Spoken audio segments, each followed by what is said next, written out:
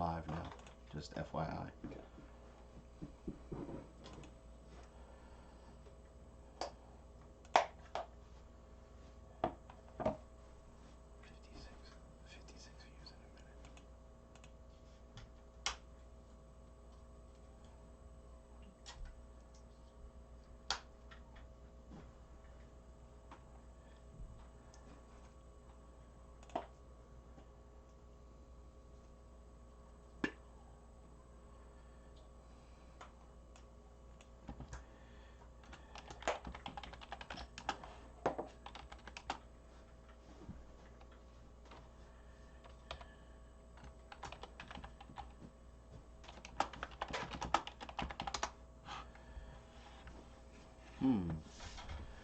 Got nobody yet.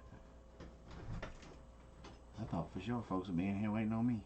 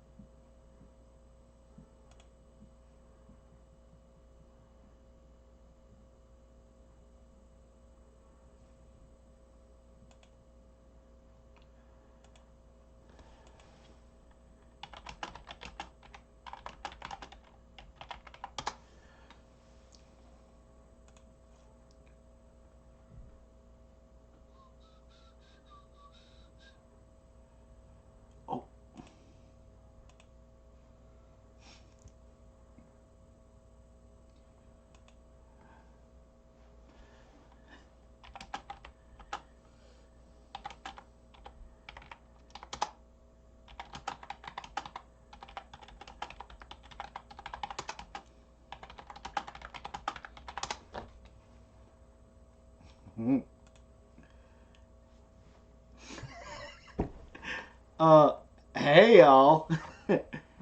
Hey, well, I'll wait and let everybody get in here. I just made a goof. I was sitting here, whoo, doggy. What?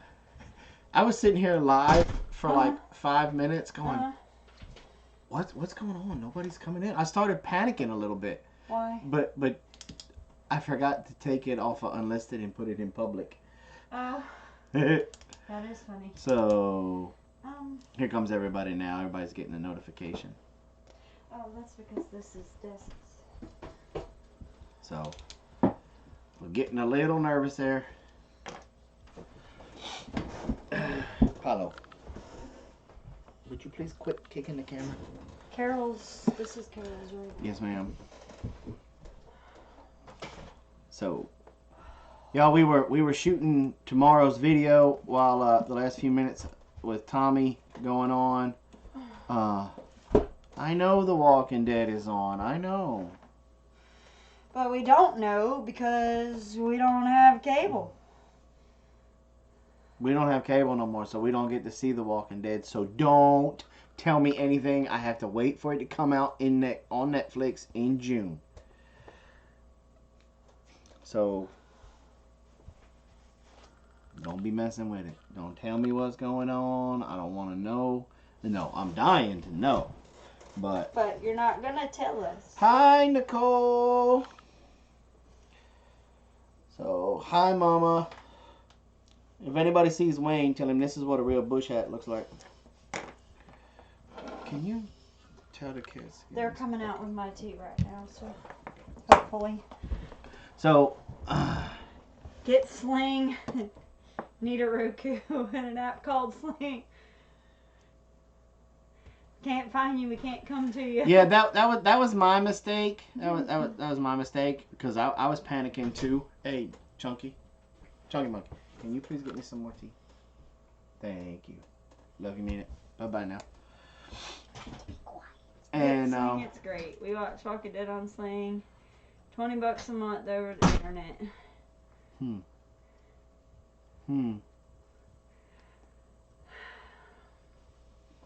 I think I'll just wait till June.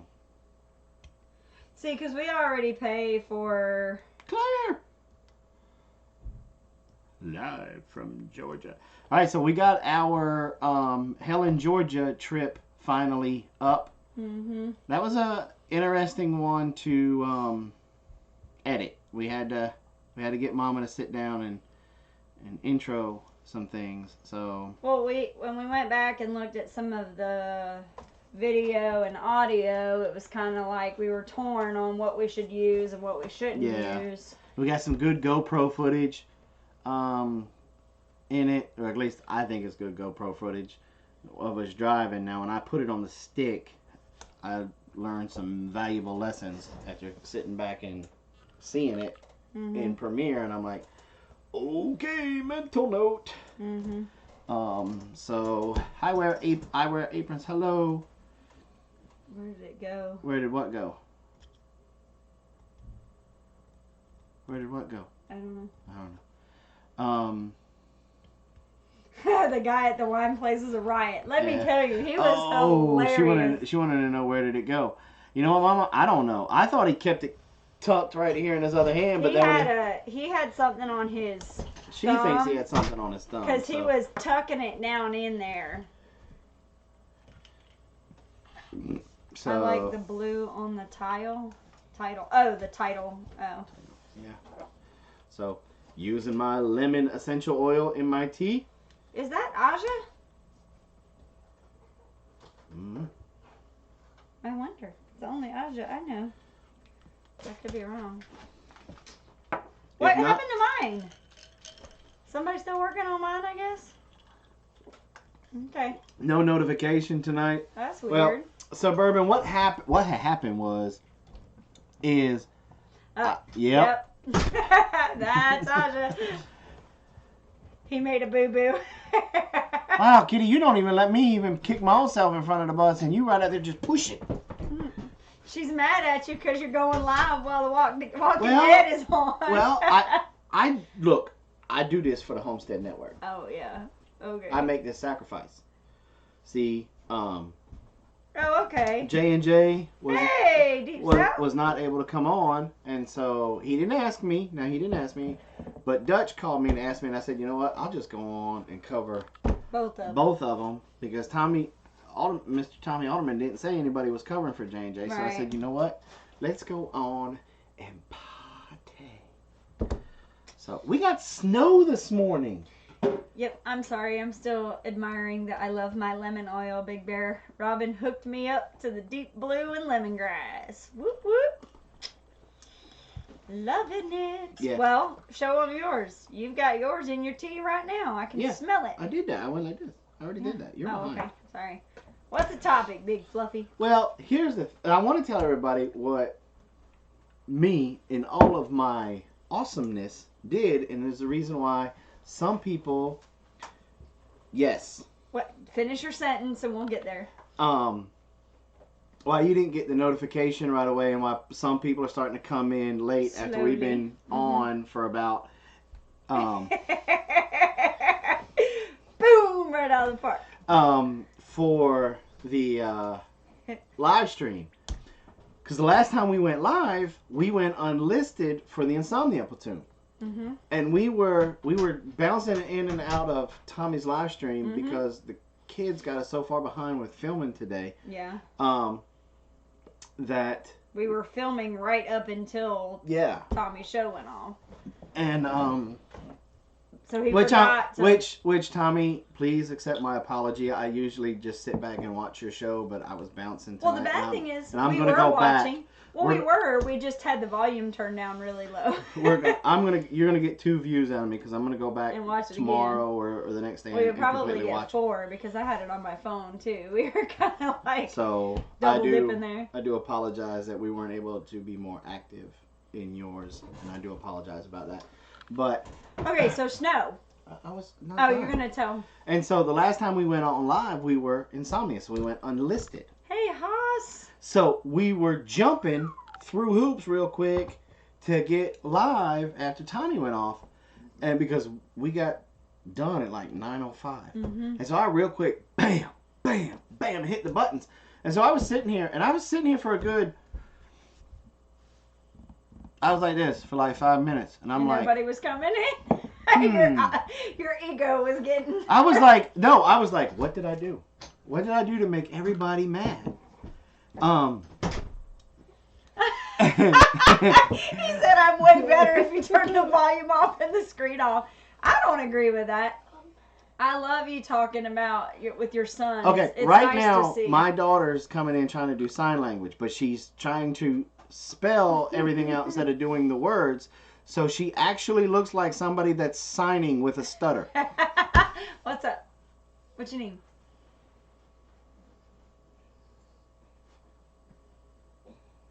I can't. I just What do you can't. want? Just talk. English. What about English it? stuff. Where's the English stuff? We put them up. Oh. There you go. All right. So anyway, now tell everybody about our snow. You already told everybody. Private. He had it listed as private. Private. And so I was sitting in there, and I was just sitting there like this, and nobody was coming. And I was like, what did I do? Did I make everybody mad? And then I looked down and I went, oh, it's still unlisted. Boom, public. Because I was like hitting Kitty up going, you don't see me live? And she's like, no. And I'm like, oh, that's because it was unlisted. There it is. So, okay, Lori wanted to know if we tried the syrup. Yes, we did. We had the syrup this morning we had French toast and bacon this morning, and it was very good. On Matessa's desk. And as far as snow, we did have snow this morning. She already took it. She went in there with it. Bye-bye now. So anyway. Yeah, good practice for sign language. I'll tell you. And so the maple syrup on the French toast. Wasn't it Lost Dude that suggested French toast last night? I think so. I don't remember, but I think it was Lost Dude because we were going to do pancakes. And then the big discussion broke out in Insomnia about French toast and bacon. Well, we were deciding between pancakes and French toast. Mm-hmm. And so everybody was like, French toast, French toast. French toast. So. And then we got to talking about Simply 7 because somebody brought up the pumpkin butter. The apple butter. And I went, oh, I still got pumpkin butter from Simply 7. Mm-hmm. But somebody didn't make me some biscuits this morning. Well, because what you didn't tell everybody yet is that Blaze and I left first thing this morning, and we went and did our monthly grocery haul that we need to do. And we didn't get back till little after 11 because where we have to go shopping is like 45 minutes away. So, oh, Off Green Nation, you got bread and water here, and Big Bear's gonna get canned armadillo. Whoop whoop. I'm all right with that. Yeah, that's it. But yeah, so I'll be making more biscuits here pretty soon, so that we can have the. It's okay. I'm gonna get canned armadillo, and there's gonna be itching powder in the raccoon hat. I would never let you do that. I know you don't even let me put Wayne in time. Mm-mm. What's up with that?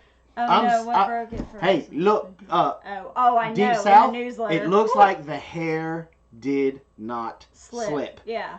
So, give me about 2-3 days of breaking it, so it'll be good and tanned.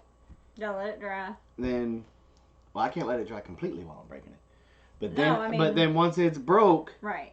Mama gets it. Mm-hmm. She should have it sewed in a week.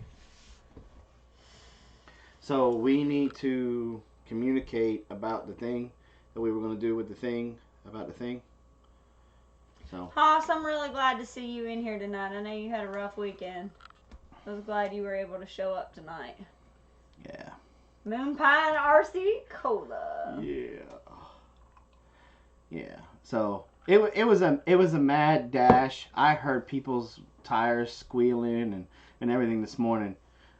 As soon look, I don't make this up, but around here, if 5 people get a bad case of dandruff, people lose their mind, and there's no bread, there's no milk, there's no Coke, because for some reason people gonna buy all the Coke.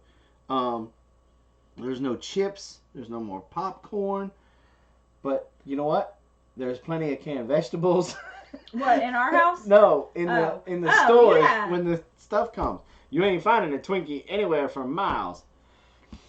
Our coffee can is hooked to the string. Awesome sauce. Yeah, no, it's like you know, that everybody wants bread and milk, which, I mean, And Twinkies. most of them don't Can't even find know. a Twinkie. Most of them don't even know how to open a can without a can opener, or they don't keep a can I opener know, stored. and all they got to do is watch Dutch. Yeah, I know, right? He shows you how to open up a can. Yeah. So anyway, but yeah, that we went to the grocery this morning and filled up what we needed to fill up in the Prius, and I'm learning that my son is a dirty double crosser. He's been trained very well by my husband. We go to the store and I'm like, so how are we on canned goods? See, you're not giving this story justice. See, with us homeschooling, one of the great things about homeschooling is we can teach home ec. Mm-hmm. And so Blaze, when Blaze was about Carol's age, he started his home ec journey. He started learning how to do laundry. He started to learn how to iron. He started to learn how to cook. And a lot of that has to do with my faults as right. I mean, I was in college, guys, and I mean, you can laugh at me all you want, but I didn't know how to do my laundry.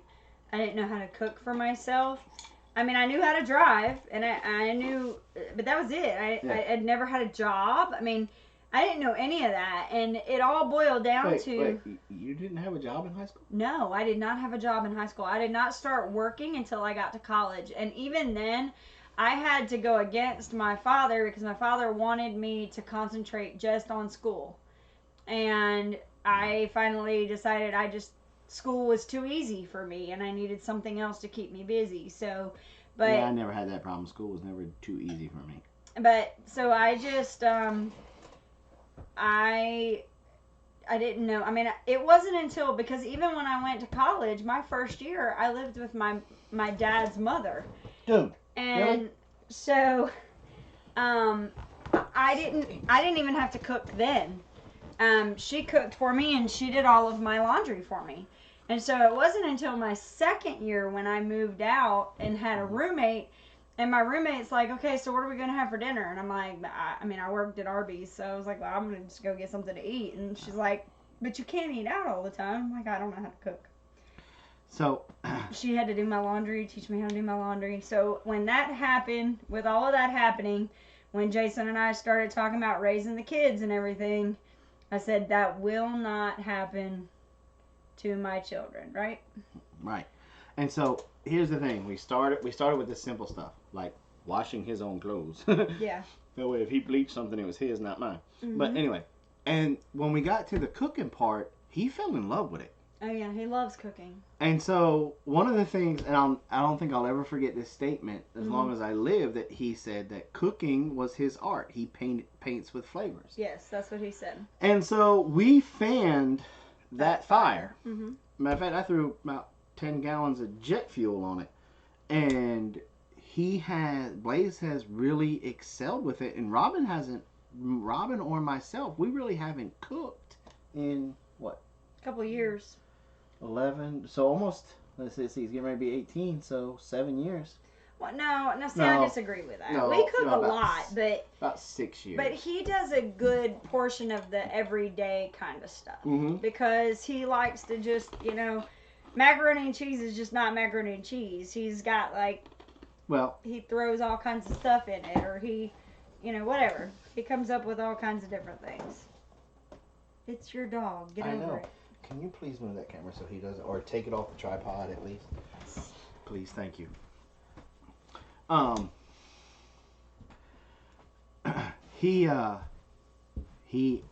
remember that one year you got salty.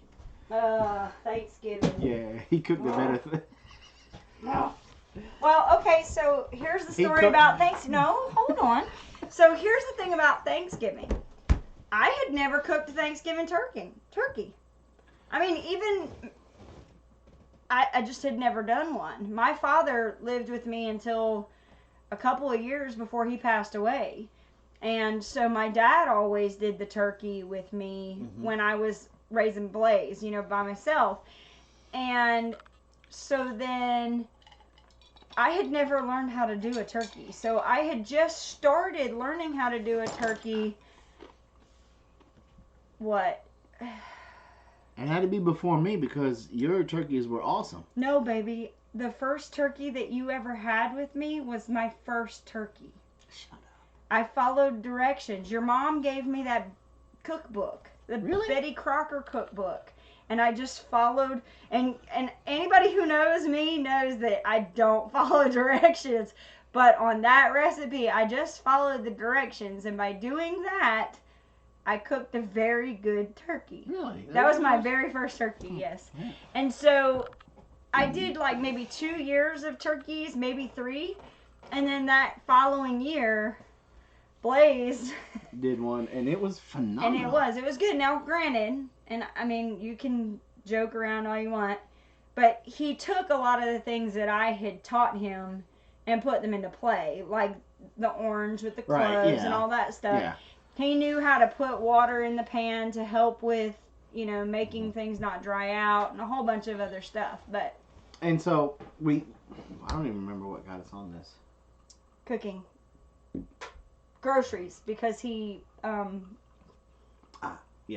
And so we also, with our homeschool, hey, Coachetta. we also had, what's up, Susie Q? We also have them make out the menu for the week. And so when they're making out the menu, they also got to mine the grocery list. Right. And so it's fun to watch those little 3 mines going at it. And balancing everything out Mm-hmm. and doing it. Right. So what she was getting ready to say is through the years and us always being a preparedness family, Blaze, now when she takes Blaze grocery shopping with them, when they go out and because they go out and they do a lot more than grocery shopping, they probably grab a bite to eat every now and then, or get a soda or coffee or something, and just have mother-son time, which they need to do. But she gets salty because Blaze and we kind of work it well enough to where she, you know, I always buy a lot more extra than I realized. we don't go to the grocery store but like once a month. Mm-hmm. And so by the time the next month rolls around, she's forgotten that she got bamboozled. And last year, our garden did horrible. So we Mhm. had absolutely no, nothing stored. Nothing. So we've been having to buy canned goods. So we've been buying them through Aldi. Yeah. Which was part of the discussion tonight. I saw a lot of people doing that. But anyway, So yeah. Blaze has gotten into the habit when she goes and she'll be looking at something and she'll be like, Blaze, how are we on toilet paper? And he'll always go, we might want to pick up some. Oh no, he's good on technicalities. I'll say, so, do we have any paper towels? And he'll say, we don't have any paper towels in the house. In the main part of the house. Or he'll say, do we have toilet paper? You know what? We're running kind of low on toilet paper in the bathroom. And he throws in like a qualifier so that he can later deny saying that he didn't have whatever. So, yeah, And so we always have extra stuff to but put he up. really got me this time. Like, really got me, because I went to put stuff away. Have the kids been giving him? Oh my god! Have the kids been giving him tape people I for don't know, but I just got a mouth. Oh. Apollo. Hey, Oh, guys, I am so sorry. Our Apollo. dog. Apollo. Is he dead? No, Hey. he's not. He's Well, very there is relaxed, apparently. Yeah. Whew. And Susan, I don't know if your Roddy does this, but it's like Apollo doesn't fart until he's sleeping.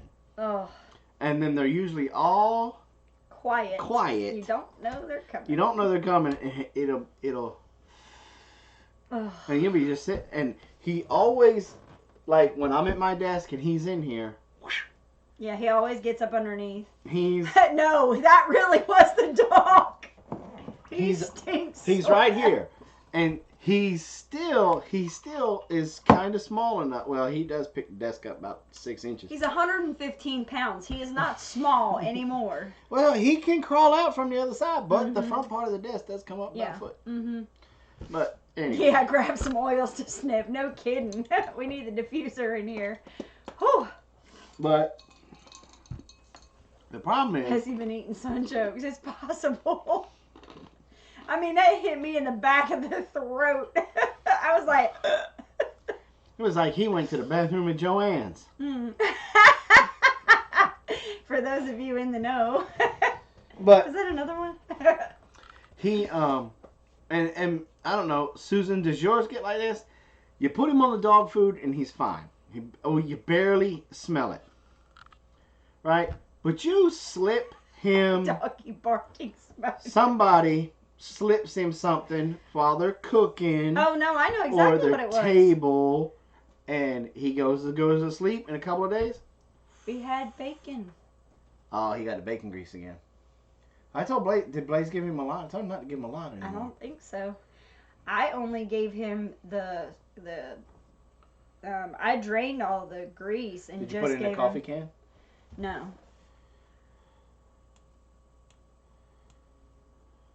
We're not buffering. Just checking. No. See, one of the things that you can watch is this thing down there. Anyway, so, but yeah, he all I gave him was the, what's it called? The, the stuff that sticks to the bottom of the pan. Oh, the cracklings. No, it's called something else, and I can't think of it. Somebody will rescue me. Well, what I do when I'm cooking the bacon is I'll take a couple of those ladles. Drippings, the drippings. And then I'll scoop out some of the grease, and then I'll... See, I didn't even do that. I'll put it over there like this, and then I do like y'all do with the popcorn. And... Yeah, be careful. Too much fat can give him pancreatitis. Yeah, we didn't... He only gets that on Sunday. That's his special treat. And we don't always have bacon on Sunday. Yeah. We alternate, so it's like maybe twice a month. Yeah. And he'll... And we mix it around. And then he gets... Now, this is probably one of the cutest things in the world, but it's also kind of... I feel bad for my dog. Because Carol or Ladessa will bring his bowl, and they'll sit it right there at the corner of the table when we're having at the breakfast table. And then he comes over and he sits beside me. And the girls have gotten Apollo trained when they say, okay, Apollo, let's pray. It's time to pray. He puts his paws in front of him like this, and then he goes down a little like this. And he'll wait. Because he knows the word amen. Yep, and when somebody says amen, he comes back up and he'll spread his paws out. Wait for his dish. And they'll put his dish right there in the center of his paws. But, typical Rottweiler fashion, he don't care how hot it is. He tries to wolf it. So if they wait to the last minute to put it on his food, it gets hot. And then he's over there. Yeah, but still eating. But still steadily eating. We gotta take it away from him. Yeah. But it's yeah. There are times that he's looking at me like, I just want to eat the bacon. Can we please just eat? But yeah, he's pretty funny. He'll put his head down, and then he waits for amen, and he pops his head up, and his little nubbin will start wagging. The wagging start nubbin. Let it snow. What's up? Let it snow. Thank you. By the way, thank you very much. That was very video kind. that it'll go viral. I don't know. I mean, the captain has arrived. Where is he? I didn't see him. Who? Oh, unless she's talking about something else.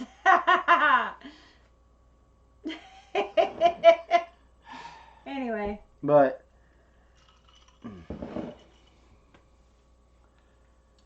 then when he gets that. Yeah, it messes up his system, and so he ends up stinky for like a while. But anyway, So enough about the dog farts. Yeah. What were we talking about? Oh, so storing food. Yeah, I got home and started to put up canned goods and realized that I didn't need to get as many canned goods as I did. So, yeah. I got you a couple times. Yeah, I mean, he always gets me with the toilet paper and the paper towels. I've gotten to where I check that before I leave. But the other stuff, it's like he does most of the cooking, so I trust. But I need to be like Reagan apparently now. Trust but verify. But verify. Yeah, apparently I'm not verifying very well. But, so yeah. That's basically what I've had to do. Just kind of pay attention to that and get a little bit more, aware of what we have because, and not that I'm saying that we shouldn't store up because at the end of the day we should, but it's kind of like, if I had a little bit more wiggle room in my budget, it would have been nice to know that. Apparently I wasn't supposed to know that. And so let me ask you this, okay? How many of you folks in the South, Homestead Dad, how's it going? Hey, I hadn't seen you in a while. How many of y'all in the South got caught with this cold snap that came through? I lost some peas. I got a little. Because usually by my birthday we're safe. Yep, and we're past your birthday. Yeah. I mean, we're a week past your birthday. Yeah. Almost 2 weeks past your birthday. Now, I planted the pea. I brought the peas out a little bit. The peas I got from Daniel over at Go for Green. I only took like 5 of the pea plants out, and went ahead and started putting them in the area. And I heavy mulched them, but the leaves still burnt. Yep. So I'm gonna see if they come back in the next couple of days, and we're gonna probably give it another week, and then we're gonna start hardening stuff outside. I'll probably start hardening the tomato plants this after Wednesday because the cold's supposed to be going after Wednesday. I think so. So we'll start bringing the tomato plants out during the day, bringing them in at night. See, Anita, most of the time, we have a notepad for the grocery list. Well, our thing is what we do is we plan out a month's worth of meals, and then we base our list off of that. So it's not so much necessarily about what we have in stock. We look at what we're going to cook, and then if we already have it, we look to see how much of it we have, and if we want to build up a little bit more, that's what we do. So the thing is that a lot of times we buy more than what we need anyway just to be able to stock up on stuff. But the problem is that he hoodwinked me. That's just all there is to it. And see, we are just when it comes to planting stuff and gardening. A lot of you guys are saying that you're too far north and that you're jealous because we're already getting stuff in the ground. Well, look, I'm jealous of you guys because you got a longer growing season than we do. Come July, oh yeah, we're done. We're fried. We're having a hard cooking. time after. Yeah. So we'll have to put up shade tarps for tomatoes and squash and anything like that, so that way the stuff doesn't get burned up. We've got full blossoms on our peach trees right now. Not anymore. Yeah, no, they're still out there. I looked this afternoon. But, it's like full blossoms on the peach trees. Yeah. And we've got some leaves on our apple trees. And then, here's the crazy thing. It ticks me off. This happens to me every year. You think I would learn by now. But my muscadine vines, I always wait until we have a good cold snap, to go ahead and prune my muscadines. Well, we didn't have one this year. Nope, but you got one now, so we can start hitting it. Right. So I'm going to do it here right after, maybe next weekend. Hopefully it won't get cold again. Well, maybe we can do some a little bit this week. Maybe during the week, a little bit at a time. We've got so many. We have over 200 feet, I think. So... Yeah, we have blossoms on our fruit trees. This crazy weather, the fruit trees are gonna take a hit again this year. And y'all, I mean, I don't know how many of y'all pay attention to that, but that could change the price on a lot of stuff. That's one of the things. I used to not really be much into the whole prepping and putting away for a rainy day kind of attitude. But now she's a believer. Then one year, Jason kind of has always had me pay attention to the news and stuff like that. And one year I told him I was driving to work and I heard on NPR they said something about that they had had a really bad peanut season this year, and that come October that peanut butter prices were going to skyrocket. And so we had like, I think it was 3 or 4 months warning basically. And so we started stockpiling, and I don't know if any of y'all have ever watched any of our stuff, but we used to just take $5 every time we go to the grocery store, or $10 or whatever we could do, and we would buy it, buy what we could with that money and put it away. Well, when we heard out about that, we went ahead, because I said to him, I said, you know what, you're always wanting me to pay attention to this stuff, and this is something I've heard. Now, I don't know if it's going to be true or not, but worst case scenario, we have enough peanut butter for the year. It's not like it's going to go bad. We'll be fine. So we did. We bought a lot of peanut butter. We had like 20 or 30 jars of peanut butter by the time it hit. And peanut butter went through the roof. I mean, it was ridiculous. It still hasn't come back down. No, it never came back down to where. I mean, it came down a little bit, but it never came back down to where it was. Not to what it was. And they do that. Right. And sometimes I think some of these so-called crises are just a man-made justification because the CEO wants a raise or something, and it's going to come off the back of Americans. Yeah. But yeah, that was our thing, was like, that was before we were doing a whole lot of more sustainability stuff. And I was just like, I mean, worst case scenario, we have plenty of peanut butter. We have kids who eat peanut butter, not a big deal. But that was when I was sold, because that was just a minor thing that just changed the pricing of everything. It wasn't necessarily a shortage. It was just pricing went up. Now, Kitty, if you're, hopefully, you're growing heirloom peanuts, make sure you put some off to the side for seed the following year. And then if you like peanut butter, all you got to do is grind them, because their own natural oils will make the peanut butter. It's like a paste. Yeah. Yep. So anyway. So, yeah, we love, because, see, my kids, here's one of the major problems with our garden. My children. Yeah. My children will go in there and graze they're like their livestock. Last year, the only thing that did really well was green beans and squash, yellow squash. And I am telling you, we only ended up canning, like 4 quart jars of beans? But the kids ate all of the, it was horrible. It was crazy. Mm-hmm. And they loved it. They went at it. And went for it. Mm-hmm. Price of gas for skyrocketing. Yeah. Mm-hmm. Yeah. Gas prices went down, food didn't. No, it's exactly, I feel like it's a way for them to justify inflation. Yeah. It's like, oh, well, it's time to bring up the prices of everything anyway. So, well, you know what? You control the food, you control the people. Right. That's exactly right. Look, and that's exactly why they're trying to outlaw gardens. That's exactly why they're trying to put all these restrictions and regulations on having a backyard chicken flock. Right. All these kinds of things.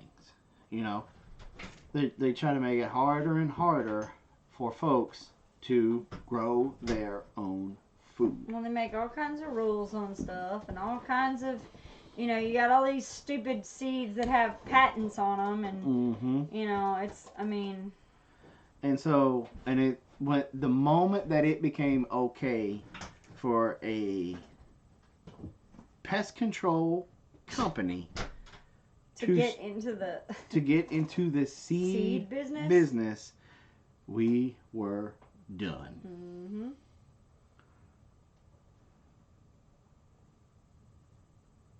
There you go. That's a good girl, Kitty. And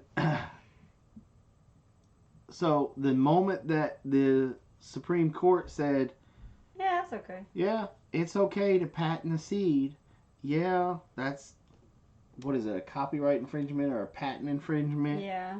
Because you you are still a homesteader or still a well, because you don't have the farmer proprietary rights that for the right. saves the seeds, and because Airdrift or Ricky Raccoon went over to your neighbor's house and ate that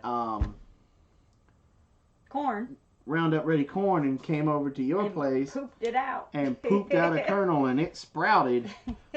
Guess what? Now, the moment that became okay for that company to be able to come on there and sue you because of that is the We moment were all done. we lost that freedom. Mm-hmm. And so now we just have to take it back. And how do we take it back? You quit buying their crap. Mm-hmm. You flat out quit buying it. If you got to grow stuff in containers, you grow it in containers. If you got to go in and build a neighborhood garden, then you go in and you build a neighborhood garden. And you vote when it comes down to your local level. You vote with your dollar. The right people in office that will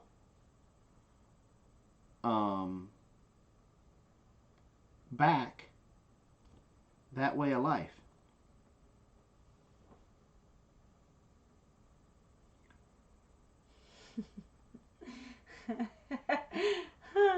Mine don't wash them. Too much extra seasoning left for my next meal. Mm-hmm.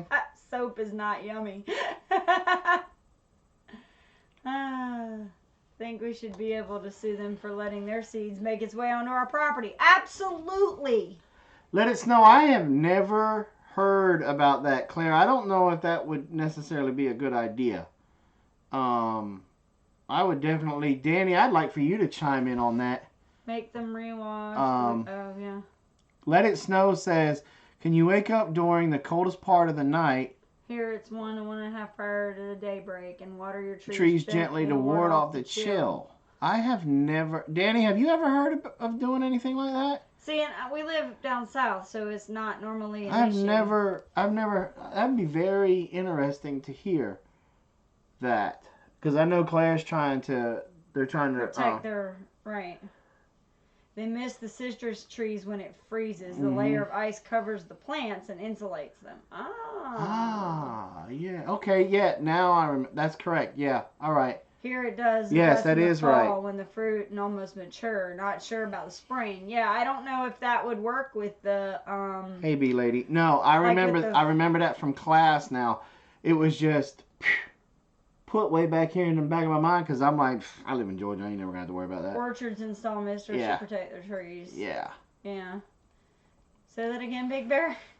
About going out right before, basically at the coldest part of the night, the hour to hour and a half before sunup, and hitting your plants with water to give them a thing of ice on them to help protect them from the cold, to insulate them against the freeze. Right. Yeah, I think I learned something about that in college. But I don't know how that would work with blossoms, though. Seems like with a blossom, that would... And they're talking about when it's a mature fruit. When it's a blossom... I don't know. Seems like I don't know. Mm-hmm. Big fans to stop the frost. See, I was just wondering if Claire, if you guys just didn't get a bunch of 3/4 inch or 1/2 inch PVC and some plastic and how tall are they, though? Put it. Well, their trees are I think they're only 3 years old. 3-year-old. Yeah, I don't know. And if they built they're supposed to get snow tomorrow. Yeah, but they just put a little tent over it, and then they could either run lights out there, and at night let the little 100-watt light bulbs go. Her big thing was she was saying she's not sure she can get an extension cord out that far. That was the thing. They make those little solar power mamma jammas that you could... you could do strawberries and fruit trees. Tender vegetation would not work, I don't think. Yeah, see, that's what the blossoms is what I'm concerned with. Yeah, see, that's what I was thinking is because the blossoms, if you freeze the blossom, that's not, I don't think that would probably burn it Because the blossoms are no different than like what Danny's talking about is tender vegetation. Right. I wouldn't think it would work. I don't think that dog would hunt. They do that around here with the peach trees. But are we talking about the peaches, or are we talking about when they're blooming? I don't see them doing it when they're blooming. I don't think so, because I think the blossoms would be an issue. Solar powered lights, cheap one, yeah. All right, night, Claire. Thanks for coming by. But I mean, if I was up north, and that would be like our peach tree's probably just a little bit too big to do it. I mean, we might be able to do it again this year if we were to do it this year, and maybe next year. What? Is to be able to build a PVC pup tent. Oh, a pop tent. To be able to put it on there and then put some light, put a heat light under there to keep it above freezing. Yeah. But at the end of the day, is it really worth that aggravation? One peach tree. I don't know. That we got to prune back heavy because it wasn't taken care of for so many years. For so many years to begin with. Mm-hmm. And I'm almost half tempted to just rip that one out. Danny, let me ask you this. We found a peach tree on the property, and it's more like a peach shrub now. But it's a big, tall peach shrub. It's like this. I don't know what they were doing, but they kept pruning this puppy back, and now I've got... It's almost like when you cut back a crepe myrtle. Yeah. When they do the crepe murder and it comes back and you got all these number of different trunks coming out of the base. Right. That's exactly what I got going on with this peach tree. Mm-hmm. I'm half tempted to just cut my losses with it. Move on. Lop it down. Rip the stump, the big honking root ball out and start anew. Mm-hmm. And that way I can prune it and train it correctly to grow up and then come out like a beautiful tree. Mm-hmm. Yeah, no, it's ridiculous because we have limbs like way up in the air. LED lights don't produce much heat. Producing peaches, let it ride. Yeah, I see. But see, they're not really good peaches. No, they were good this past year. They were just. Danny's coon got some of them. Yeah. Yeah, well, and we had the little wormy worm things that got to them, but I got something for them this year. Mm-hmm. Yeah. Yeah. Yeah. I mean, worst thing that can happen is it doesn't work. I mean, it's not. That's what this homesteading adventure is. Mm-hmm. It's nothing but trial and error anyway, But when you start getting a big orchard and you've got 4 or 5 trees, at some point you got to go. Pick the nicest stock and leave it and cut the others off. See, we were talking about doing that, about just trimming it all back to where it's just one main good stalk. Yeah. Train it as it grows.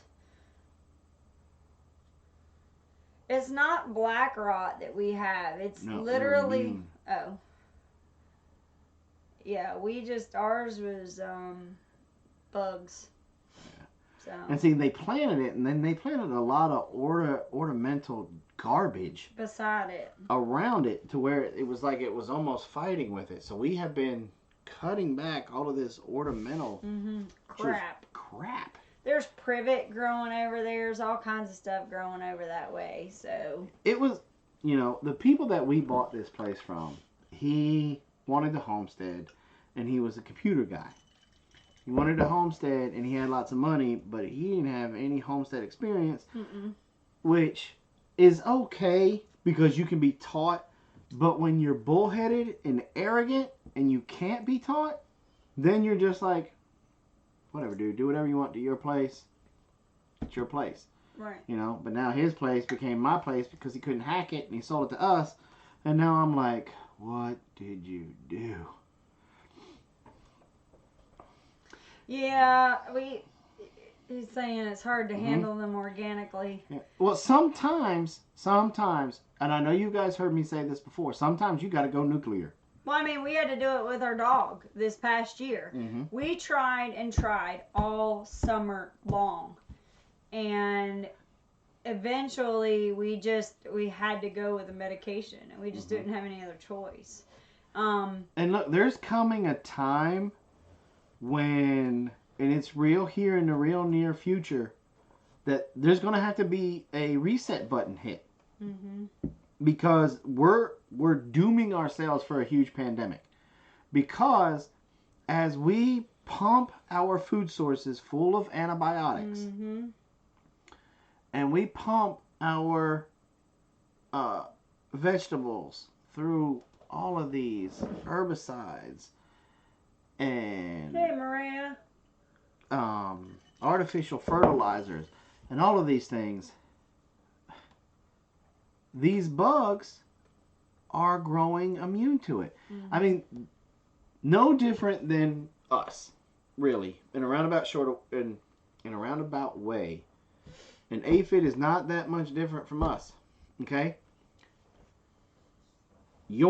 Most of us, anyway, your parents, when your buddy had chickenpox, what did they do? They took you over to his house to go play with him. Mm-hmm. My mama was like, hug him. Just lick his face. Just Yeah, just something. Go there and kiss him on the ear or something. Mm-hmm. Yep.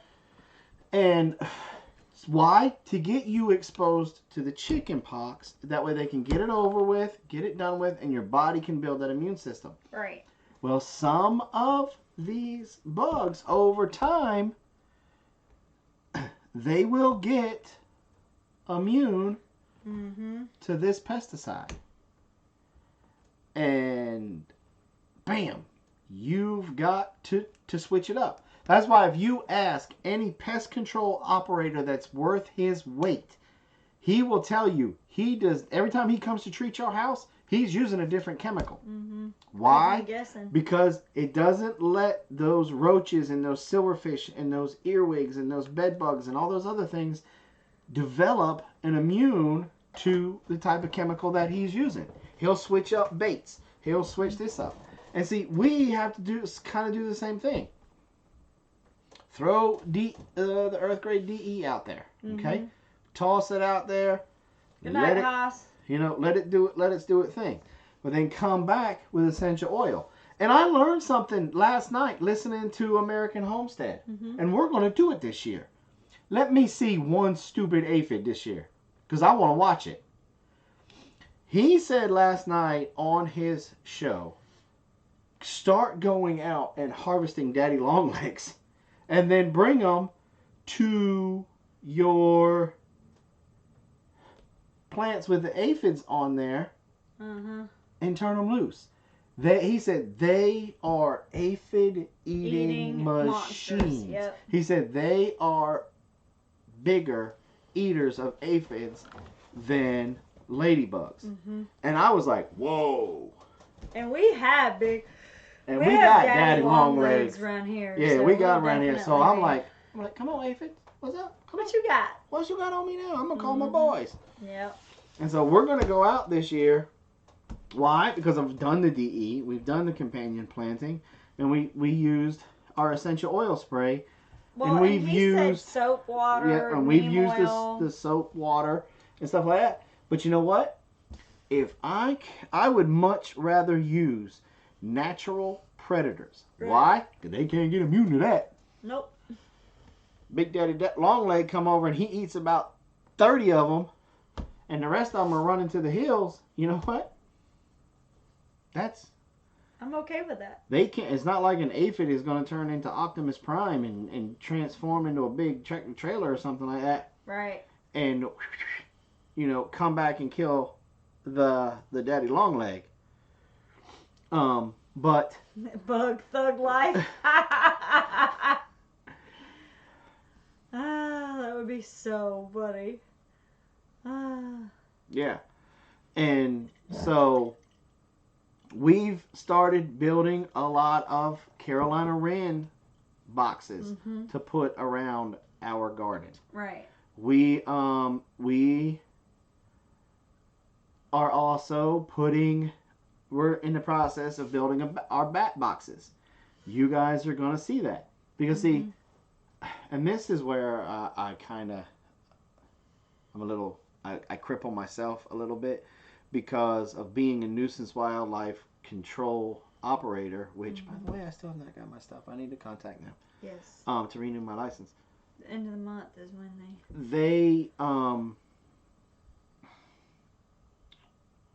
they are so strict about bats yes. around here. I am terrified to try to go to a bat job, catch the bats, put them in a box, and bring them here. I have had too many game wardens just come out of the woodwork and go, "Hey, what are you doing?" Oh. Moving bats, and so we noticed this late this fall or during deer season. Hey-ho.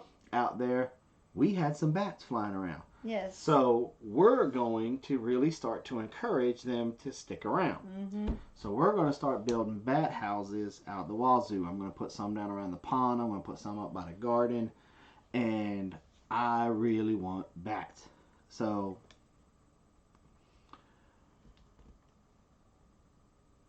what wood did you use, Maria? Maria? She has been gone for so long I can't even say her name anymore. Maria. And so I'm encouraging those. Ladessa still has to get a little bit better listening skills in the shop. So because she promised an old viewer of the channel that she's going to build a Purple Martin house, and so we got to get that built. But I'm not letting her around the saws until she can listen. And so I am doing everything I can. Like frogs and toads. I got a lot of bullfrogs, okay, that coming to my pond. You know what? We've been seeing a lot of toads. The kids have been instructed, you see a toad this year, you catch it and you take it to the garden. Yep. Let him hang out in there. I'm even taking I'm going to be taking some of my old cubbies that I use for trapping season. Uh-huh. And I'm going to put them around the garden so that way the toads can go in there. Plus, if any slugs or anything crawl up and go in there, the toads will be in there too, and it'd be like, oh, look, delivery. You know? So, we want daddy long legs now that I learned that. You want ladybugs. Mm-hmm. You want some type of a wren or predatory bird. You want frogs and toads. You want praying mantises. Mm-hmm. You know, those are all the kinds of things that you really want to encourage in your garden. Now, okay, so Suburban said the critters on your peach trees are probably plum curculio. That's not, I don't think that's what they are, because I just looked it up, and what we have is literally like borer worms, that kind of thing. Yeah. Watch Apollo around buffalo toads. They'll make him very sick. Okay. Baited ant traps for the house. Yeah, so that's the thing. Sometimes you gotta do what you gotta do. Look, ants, I promise you, especially fire ants, they are straight from the gates of hell. Okay, you can't convince me otherwise. Some people say, well, you know, they're part of God's cleanup crew. You know what? He's got a lot of other people that are doing that job. I think. Okay. Ants are straight from the gates of hell. Okay, yeah, so they are. This is what we do, and the professor already kind of dimed me out a little bit. My kids will go around any aluminum that we can collect. We'll collect. And then there's a YouTube channel called, I think it's called The King of Random. Mm-hmm. He made a forge. Mm-hmm. It was a real simple forge, and then he found an old metal fire extinguisher. It was discharged, and didn't have any pressure to it. He cut it off a little bit, and he's able to put that down in there. Well, the metal of the fire extinguisher melts at a hotter temperature than aluminum. So he's putting aluminum cans inside that so it melts that. Then you take the lava of aluminum and you pour it straight on an ant bed. Let it cool, let it sit overnight, come back, Dig it up. Love you, Hope. Love you, Hope. And now you got art that some fools Pay are crazy money paying for. $700-800 for it.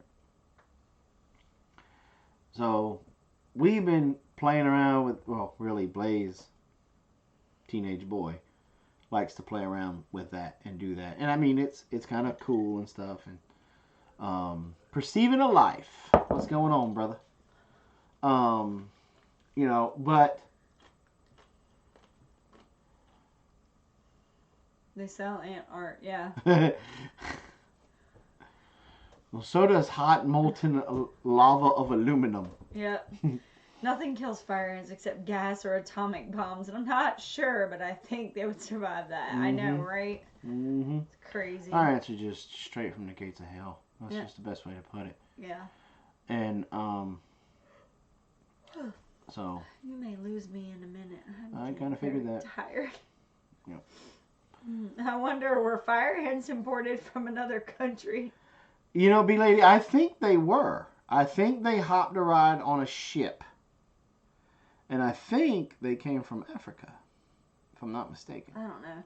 I know that now there are a lot of things in place. When things get imported, they actually they make the companies that are importing stuff put out traps for for different insects and stuff to make sure that things aren't introduced into our ecosystem. Everybody loves to pick on Keith Richards. You know, African bees. Yeah. You know, and just like armadillos are starting to make their way more up this way. I thought for sure when we moved up here to the foothills, we were too high. We got too cold. Oh, no. No, but I blasted, 2 of them? Mm-hmm. This last year. Hey, Mama Cat. So it's okay, Mama Cat. It's okay. But again, here, we're all talking about the fire ants and the African honeybee and the armadillo and all of that. There's something that a lot of us need to keep in mind.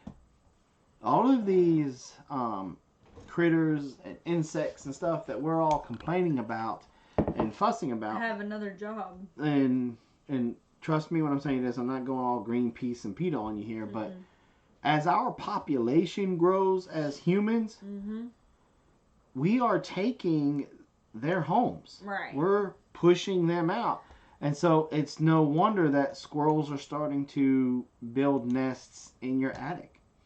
It's no wonder that raccoons are snatching holes in your ceiling and blam, they're building nests up there. Right. It's not surprising that in some neighborhoods, dogs and cats are going missing because of packs of coyotes, stuff like that. It's not surprising that when Kitty goes out to put her trash out, that she's giving a black bear a high five and like, well, here's dinner, dude. Because as we grow, we're taking over their dirt. Yeah. And they're looking at you going, I was kind of here first, man, and you cut down my tree, so now I get your attic. And we watched that a lot where we used to live because they would just go in and knock out a whole area. And, just bad. I got to watch that. Anita's in here and Meemaw was in here earlier. When I was in Arkansas, you used to go up,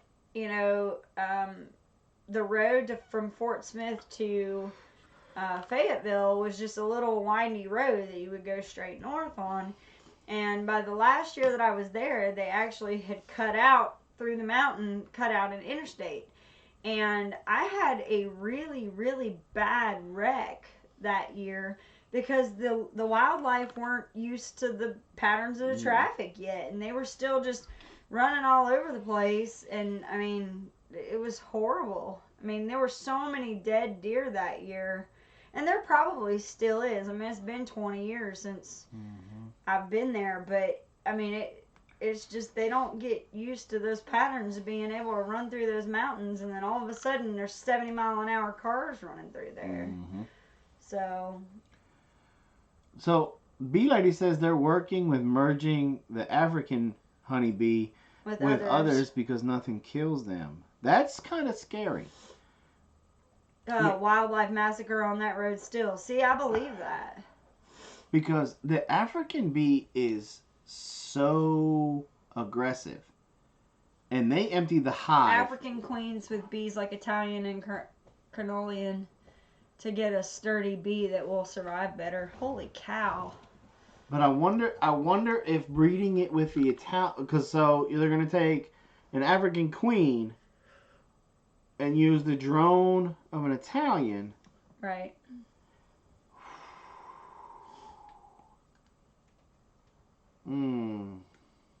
Yeah. I'd still think they would be too aggressive. Real money in beekeeping is breeding queens and selling nukes.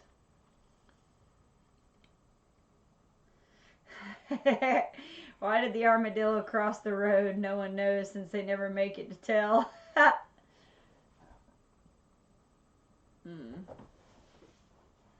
Yeah, bad idea. I mean, that's what I think. I'm sitting here thinking, there was a guy in South Georgia a couple years back. Now I guess more than a couple now. Yeah. That night Maria.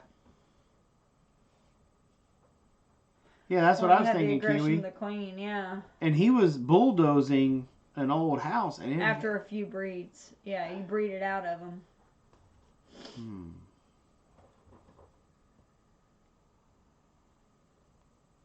No, African breeds are not. African bees are ground hives? No, they're not. I don't think so. No, they will not make an outer shell. They'll just leave their bare combs. But I've never. Well, you know what? I say no. Well, but you know what? We have pulled yellow jackets out of rooftops. Yes, and we've pulled bees low. Mm-hmm. We have not pulled them up. Good night, Maria. Yeah, Susan, I gotta stop that. I need to go to bed so you guys don't fall asleep on us. But yeah, we've always known of bees going up and over, and we've always thought we could kind of predict where the bees were going to be, and there have been several times where they were a lot lower than we thought they were going to be. Yeah. But there was a time when there was this looked like an active hive up high in the apex of a roof up underneath some vinyl siding, and I went up there and it was yellow jackets. Yellow jackets are supposed to be in the ground. So can you take ants from one hill and put them with another ant hill and let them fight it out? I have done that, and it seems to have killed those two mounds, but at the same time, it always seemed like all of a sudden a third mound just popped up. So I think some of them, after they got done fighting, the remnants were like, "You want to just be friends?" Yeah, and they started a new hive. Yeah, I used to think they were called killer bees. Yeah, yeah. Low-lying branches. Yeah. We've had a swarm on a fence. We had a swarm on a bumper of a car. We went offline. What just happened?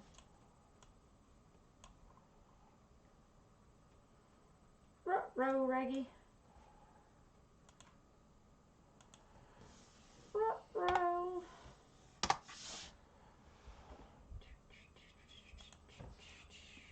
I guess we need to go make sure they're not on anything. They can't be. Why can't they? Because we're plugged directly into the modem. It's got to be a YouTube thing then, it looks like. Because when we plug directly into the modem, there's no juice going to the router. Okay, that's cool. That's the whole reason why I make him do that, because then there's no way it's pulling from anywhere else. Alright, that's good news. That's good news. So we've got to find out, is it a YouTube thing? And it's got to be a YouTube thing, because our speed's up high. Our speed's up there kicking it. So Gotta be a YouTube. It's got to be a YouTube glitch because we might actually get to what we're paying for. Pretty close. Pretty close. We almost got what we're paying. That's like the first time that's ever happened. But it's on now. We're Yeah. back. Everybody's watching us. Look at it. We're looking at. Yeah. Now we're offline. Are you serious? I don't know what it is. It's got to be a YouTube thing, y'all. Got to be a YouTube thing. So I didn't lose you, Slap Pepper, but I would like some more tea, please. Thank you very much. So you wouldn't like any Coke? No lifestyle? Refresh. Try and refresh on us, maybe. Okay. I'll refresh on us. Mom, would you like We're some still more Coke? online. What does she want? Guess who's back? Huh? Yeah, I don't know. I wonder if it's our OBS. I don't know. I don't know. But there's all that work. I mean, I don't know. you haven't gone off for us yet. We're even buffered. Look at that. Okay. I don't know. It could just be on our end saying that we're. No, now I don't it's saying know. we're See, now we're green. green. I don't know. Maybe YouTube got bored and decided to just start flashing colors just to see if Maybe, I anybody's don't paying know. attention. So No. everybody refresh. Yeah, refresh. Type it in because if it's looping for Susan, she might not be able to see it. Yeah, we're live now because I just saw it. Yeah. But yeah, we actually pulled a swarm out of a chain link fence. We're taking it tonight, Mama Cat. He contacted me. He's having troubles with his computer. And I don't know if you've noticed, but he's been in and out because he's having computer problems. So that's why you haven't seen a lot from him. But anyway, but yeah, we're actually going to be getting a couple of hives this year. Yeah, the first time we bought bees. Yeah, we've never had to buy bees before, but Blaze is going to get some beehives together so that he can try his hand at them and see if we can get some colonies going, some hives going. And so I want to know who is Bee Lady talking to, and they're talking about Bee Lady. Have you ever heard of the digger bee? The digger bee. Now, if you guys haven't heard of the digger bee, oh, no, that's an interesting. It's a very interesting bee, and I started doing some research on him, and then I kind of got bored with him and let it be. But they look like a honeybee. Okay, and there'll be 900,000 of them. Yep. There's a lot of them. But they will dig burrows into these tiny holes, or they'll make tiny holes into the ground. Usually on a slope. We always saw them in slopes. And the funny thing was, is when I first got called out to treat for some, I was like, oh, it's yellow jackets. Yellow jackets. So I went and I got my contact killer, and then I got my eco dust, which was basically all crushed up different herbs and stuff like cinnamon, barks and tree barks bark, and stuff like that. And I walked over to the hole, hit it with the dust, and walked away. Went over, had a Coke, waited 10-15 minutes, started digging. But all I would find is these little gold nuggets of pollen. That's it. Yeah. And so I collected some that I hit with a contact killer because I was like, okay, I'm gonna start treating these guys like carpenter bees. And just had my guys when my business up going out there with tennis rackets and start whack it. Yep.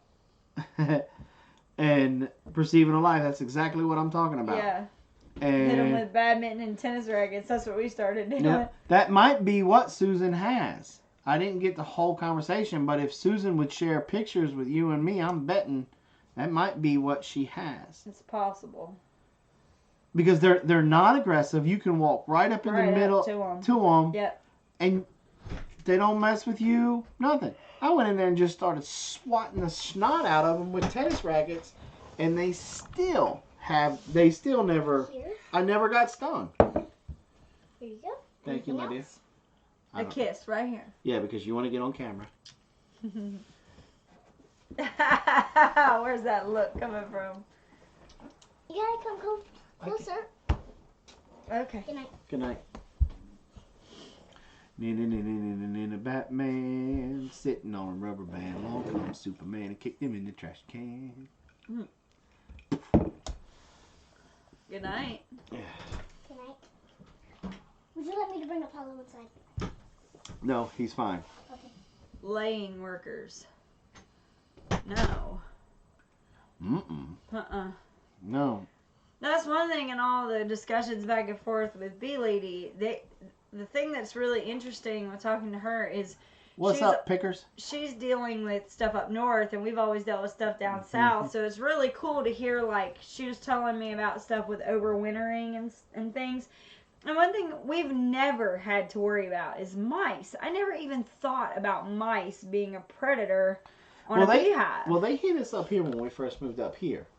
Remember when we first brought our beehive up here? Because, when we had an active hive? Yes, because the field mice and the Norway rats were so prevalent here because the way that this place was overgrown. I don't remember them going after the hive. Yeah, remember we actually really found out when we moved the hive from the sit-down location to the permanent location to where they were, and we pulled the bottom out, and it was just mouse droppings and nests and stuff. I mean, I remember that, but I don't remember them. Anyway, yeah, she said that they have to do a lot of overwintering stuff with their hives to prevent that kind of damage. And I was thinking, I don't remember us ever having to do anything to prevent. Just like when you're putting out and Bee Lady can help me out with this one. When you're first starting a hive and you've picked your spot where you're going to have your beehives at. One of the first things I would tell you to do is to cut all of the grass down around that area and then mulch it, but mulch it with stones. Instead of wood. Instead of wood chips, or grass don't let it be bare dirt, because bare dirt and wood chips encourages small hive beetle growth, and it's nothing from them to jump from there to there. Small hive beetles will weaken a hive. A weak hive is subject to mites and subject to the wax moth, and once you get the wax moth, she's saying if you lose your queen, your workers will begin to lay. Oh, yeah. Would mice be good for your black fly growing? No. Nope. No. Yeah, and borer bees, we call those carpenter bees here. Yeah. We and they used to always be fun when we would go to, because you'd have people who spend a lot of money on their deck and stuff, brand new decks and stuff, and all of a sudden they'd have carpenter bees. Can you use tire mulch instead of stone mulch? I would think so. I would think so. Like the rubber mulch. But the only thing that I would worry about that with it being, well, but also, if you're using the black tire mulch, that's going to suck in a lot of heat, and it's going to rise up into you, and your bees might have to work overtime to help keep the hive cool. But they do sell the different color rubber mulch now, like for playgrounds and stuff. It'd be nice to get like a white one, maybe, or something like that. My husband is into this. He aligns our hives south or whatever the direction is. Also, they have salt blocks. Wow. Huh. Very neat. Just like a bird bath with marbles or pebbles in it is great for your beehives. You stick it out there relatively close to where the beehives are, and you basically take your typical bird bath, okay, and you coat it with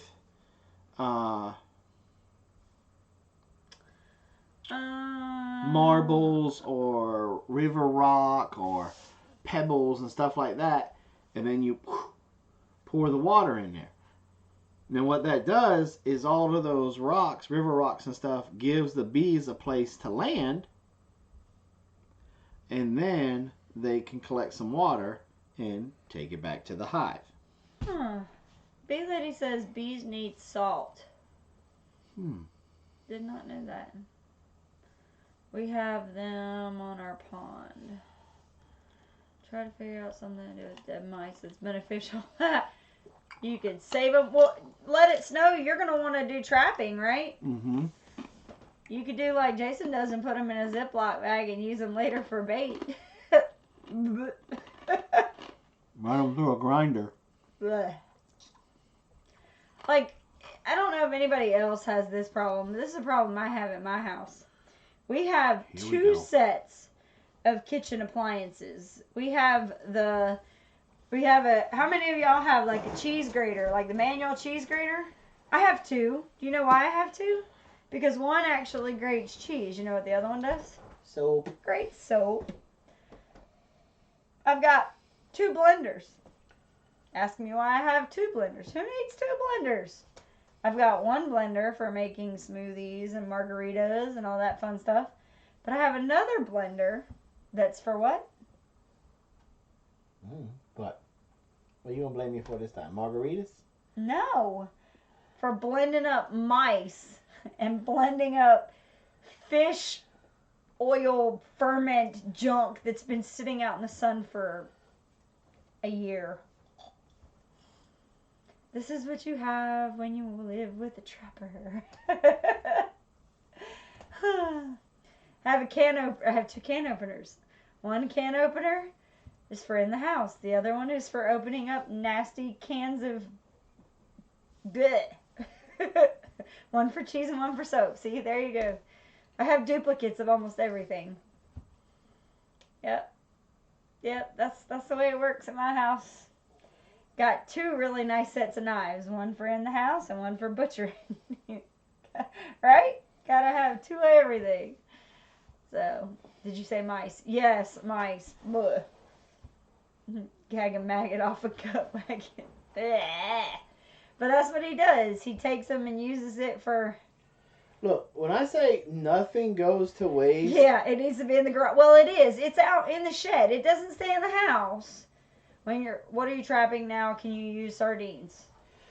Nothing, not really trapping anything now unless I get a nuisance critter. Mm-hmm. But yeah, I'll go and buy sardines and put them in my coon bait mix. Well, and usually the stuff that okay, so the way I work this to my advantage is if I'm like, okay, I really would like, I don't like it like that. I would really like a new can opener. Okay, well, I'll take the old one and use it in the shop. I really need a new blender. Hey, Jason, do you need a blender to blend up mice? Yeah, I do. Okay, I'm going to go get a new one. So, but yeah, Big Bear, will the trapping class teach what things are edible? Are you talking about the trapping class at the convention? Yes, I will mention what things are good to eat and which things are not good to eat. And Jason is looking into making a cookbook on some stuff. And the secret is out. No, I mean, it's still we're still kind of just thinking, we're kind of just throwing it out there to see if it's even something people would be interested in. But, we always have people ask us, how does this taste? How does that taste? Well, just taste it. Robin needs a new mixer. I know, right? I need a new standing mixer. Why would you blend up mice? Okay. Canines, cats, your bobcats, your foxes, your coyotes, your wolves, your fishers, your martins, those kind of guys, they naturally go after field mice and rats and that kind of stuff, the Norway rat and stuff.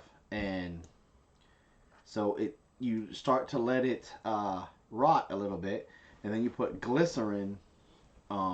Oh, the one to get a license up here in Washington State? Probably not. I don't know that they would teach you what's edible. I don't know. No, probably not. Bet I could order a dead cow and deliver it close to the neck. That's funny. And so it's a bait attractant. It's a food attractant.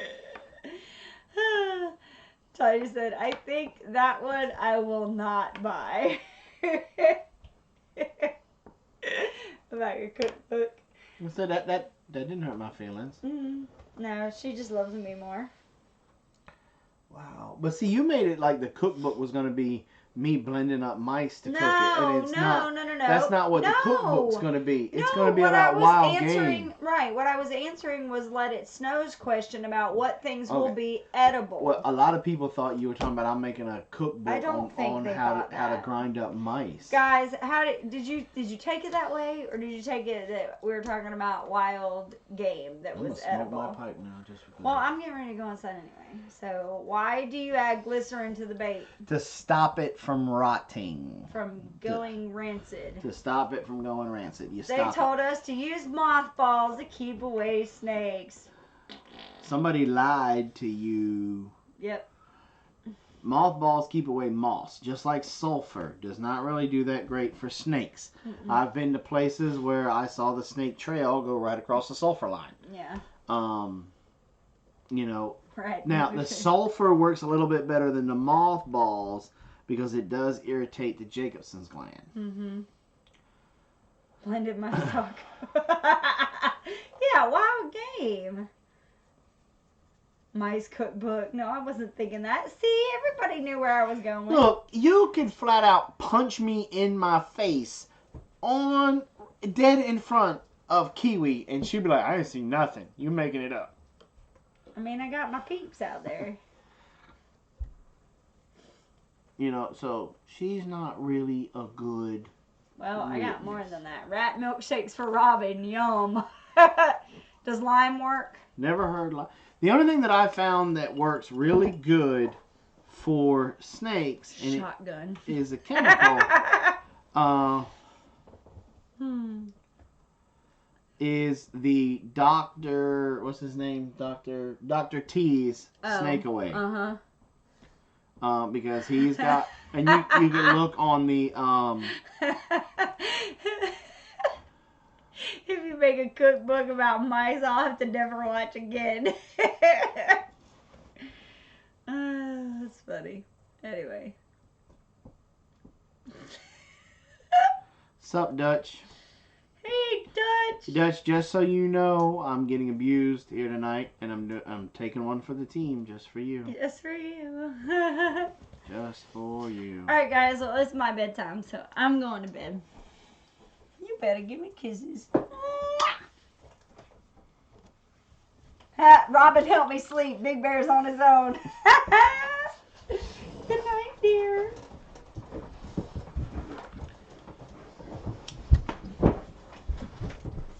Look at the dog trying to get out. Oh, Paolo, come on. Come out this way.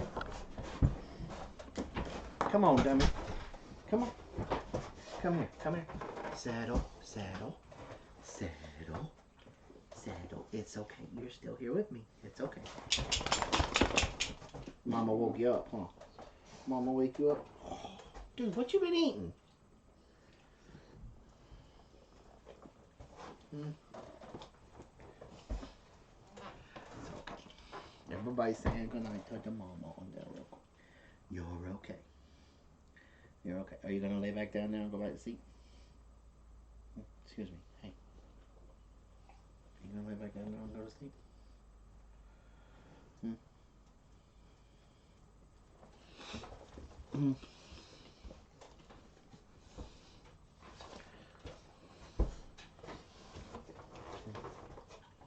You want to get Mom's chair? Alright, lay back down. Leave the bean alone. Lay back down.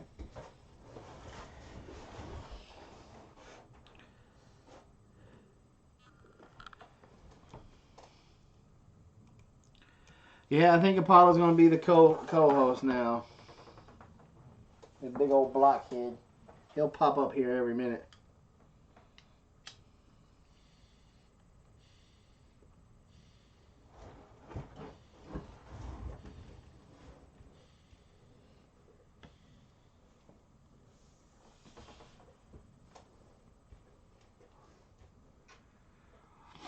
Yeah, he's a good dog. Hey, are you a good dog? You a good dog? I know you're loyal. He's a spoiled dog, is what he is.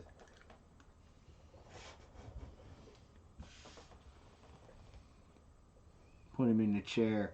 Yeah, I'm a lot of things, but stupid I ain't. No, he talks back. Don't for a second think that he doesn't talk back.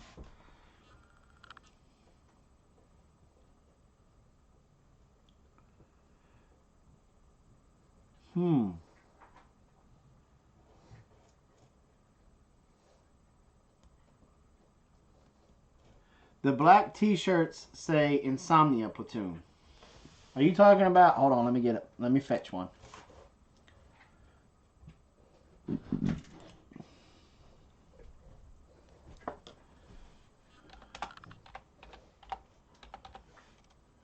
Hey, take this mutt with you, please.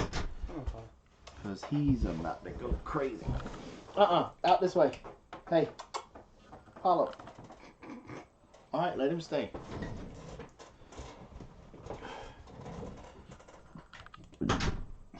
Let him stay. You talking about these t-shirts here?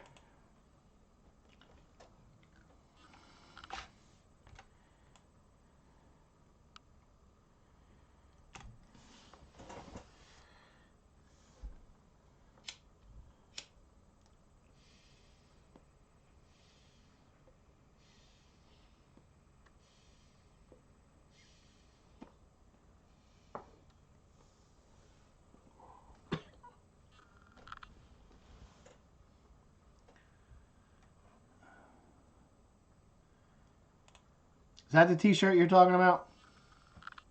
I forgot who asked. Hen feathers. Is that the one you're talking about?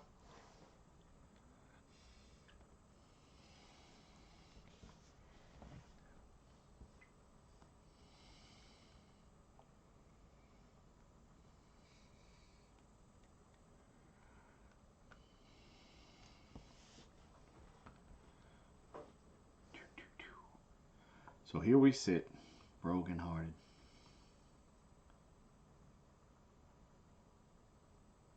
What is the cow jumping over? He's jumping over some steak poop. That design for that t-shirt was done by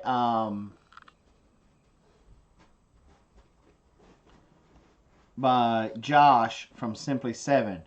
Do we have voles? Yes. We have voles and moles. And I did a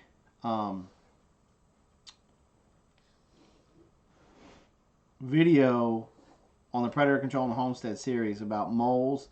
Pretty much goes for voles, same way, same trap, works like a champ.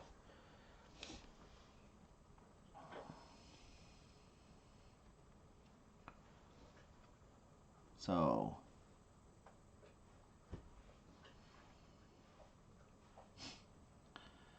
here comes the jokes. So Wayne said I look like a fat Indiana Jones.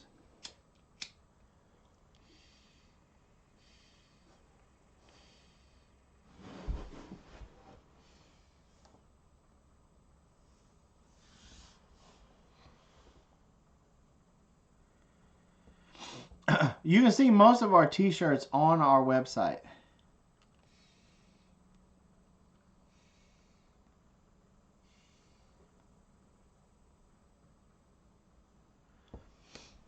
So, and I appreciate that. And there's going to be the sale page coming up soon for Robin's Essential Oil book. in our my my cookbook that I got coming. What is the bait? What is the bait in your snake traps? I go to the pet store and I ask them for their old bedding out of their mice and rat cages, and I put that in the center of it.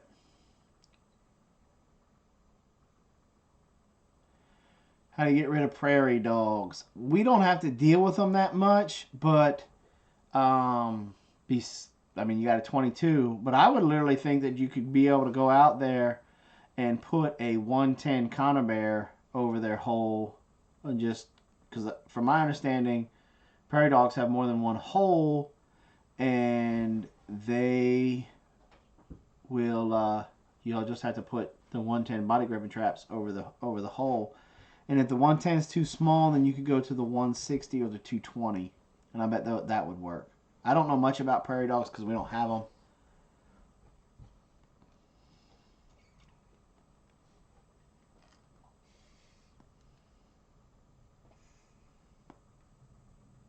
You know.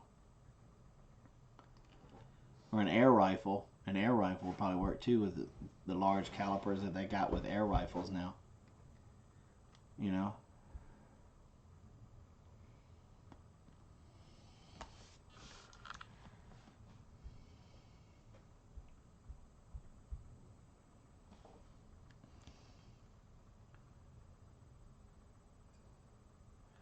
Jason, I went for a walk and found a 4 to 5 inch hole in the ground. What's living in it? Was there dirt around the hole? How big around was the hole? I have something living in my attic year after year who likes to dig and scratch. Wish I knew what it was. Hubby has yet to see it. Okay, I cannot pronounce your name, and I am sorry. I'm not even going to try. When you said he's digging and scratching, when do you hear him digging and scratching? And where? Do you hear it all over the house, or do you hear it in just one room?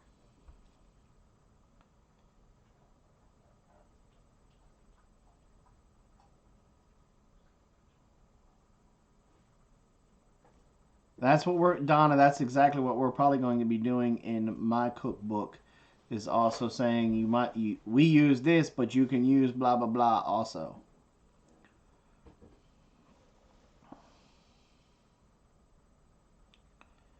Susan, I could answer it. I just need more information. That's why I asked those questions.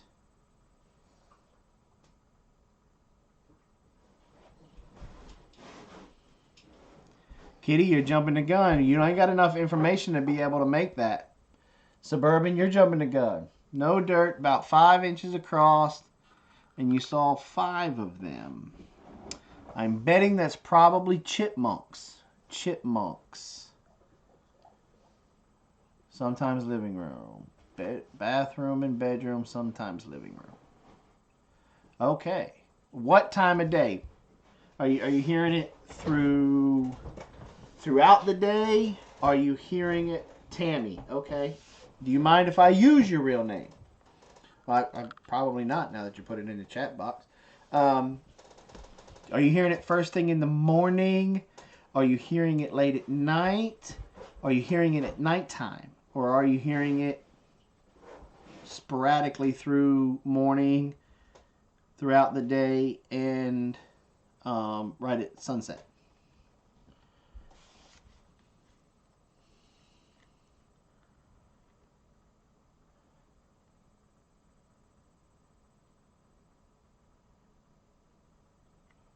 Really, bee lady?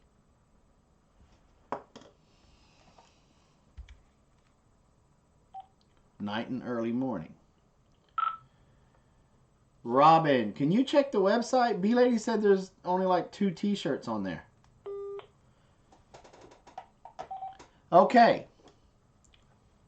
Miss Tammy, I believe that Miss Susan Sullivan might have been, or I'm sorry, Suburban might have been right.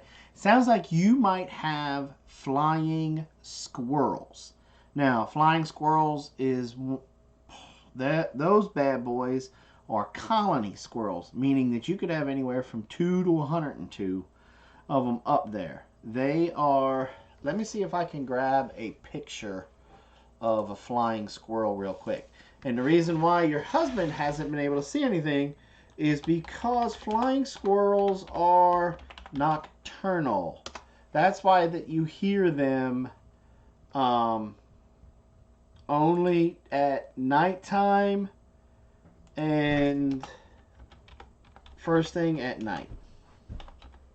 Nobody could hear you on the phone, Minister. Have Mom check the website, please. We are being told that there's only like 1, maybe 2 t-shirts on there now. We're missing some t-shirts. Thank you.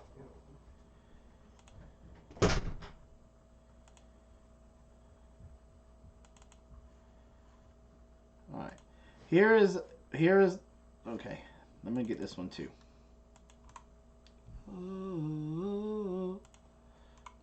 Now, Miss Tammy,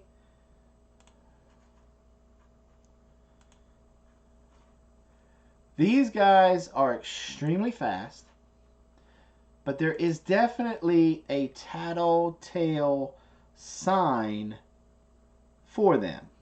Okay, you're hearing them night and early morning. Okay, first thing, you're hearing them through the night because that's when with them being nocturnal, they're getting up and moving around.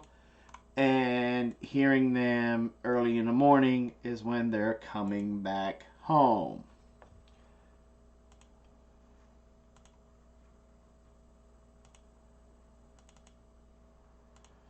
Okay, this is a flying squirrel. Okay, this bad boy right here. Okay, now I wish you guys could see my mouse arrow. His big black eyes are obviously because he's nocturnal. Those flaps of skin make it to where he can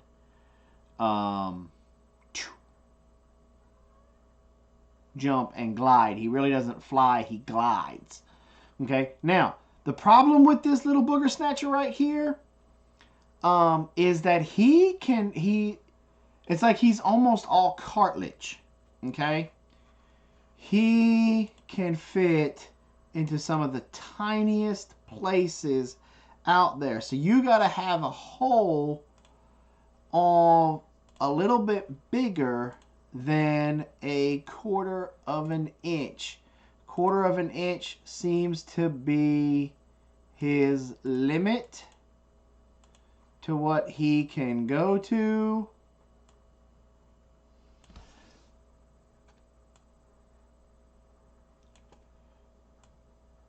Okay, because that's about how big they are when they are running around in your attic. Now, here's the great thing about these guys, okay? Out of all the squirrels, they are extremely polite. Why? Because they are going to pick a spot in your attic, and that's going to be their toilet. They are going to go potty right there all the time. Now, their feces is a lot, they're more moist than others. Now, the flying squirrel's diet is not just nuts and vegetable stuff, more like his cousin, the gray squirrel. These guys are more aggressive on your larger type roaches. Hold on a second, I'm gonna turn the heater on back here. They'll go more after your European paper wasps. They will go after more things like your red wasp and other stuff like that than nuts and fruits. Okay? Now, why not bats? Okay? Well, she said that she was hearing them in the bedroom, the dining room, and the bathroom. Okay, bats will hang out mostly in these areas right here.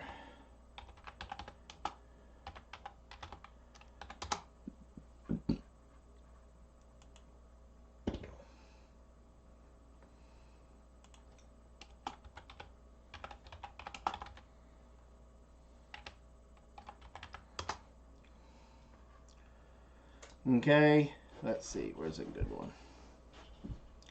Let me pick this puppy right here.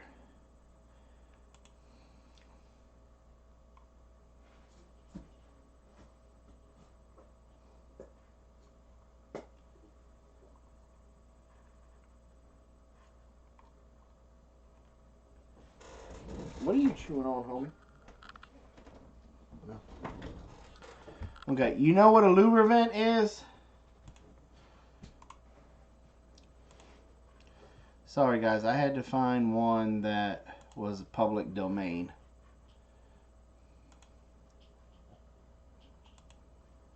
Okay.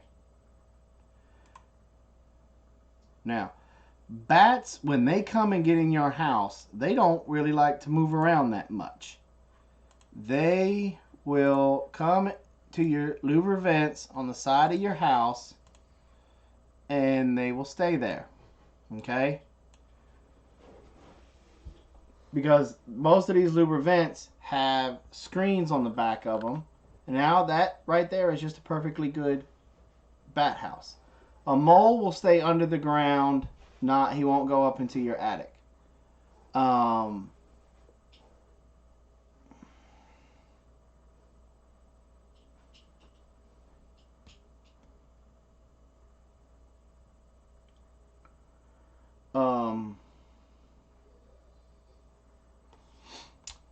And she never said anything about an odor.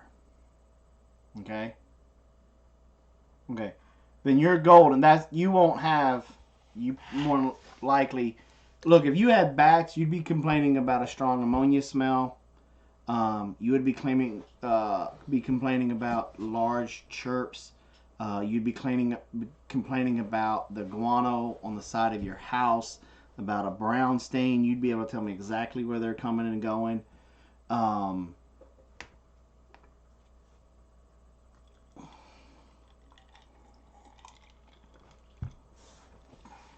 that kind of stuff.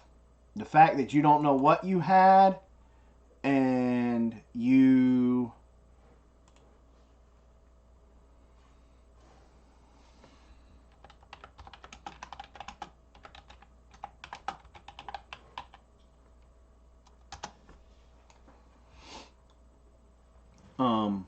we're not complaining about a smell. I automatically ruled bats out. Bats, when you get bats, you know it. People don't play around with bats. They stink.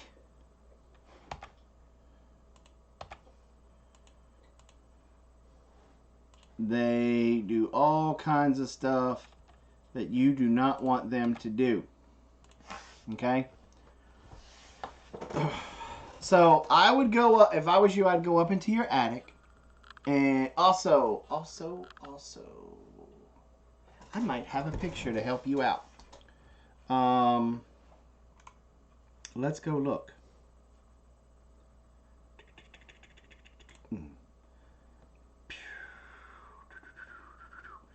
If I've got a picture, Miss Tammy, of what I'm hoping I got a picture of.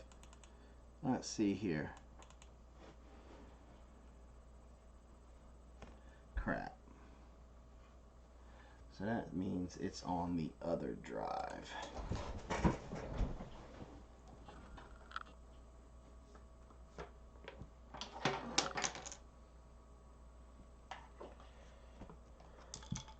Oopsie.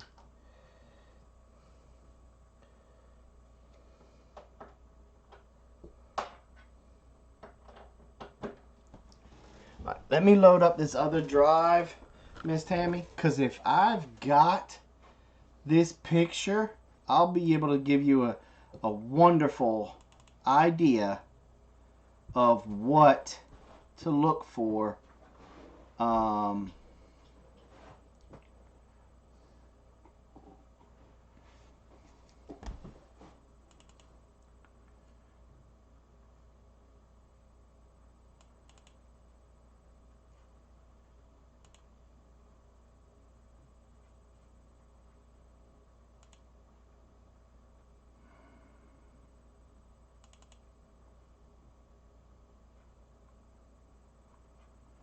Just gotta find where I put that folder.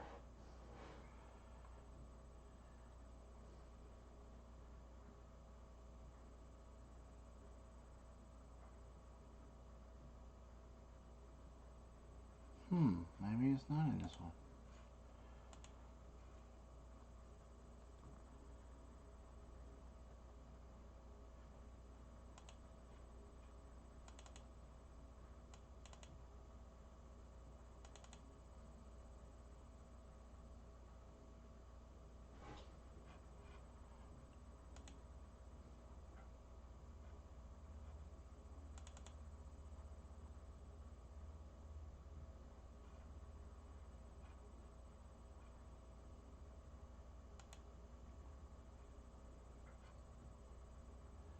Okay, that's bothering me a lot now.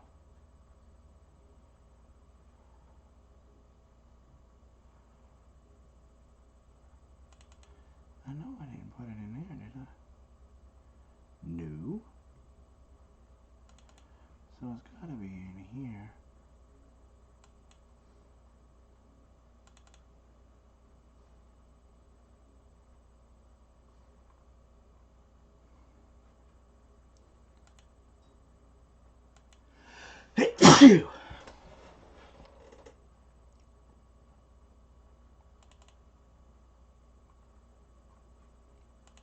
Alright, if I can find this picture, I'm gonna be able to give you something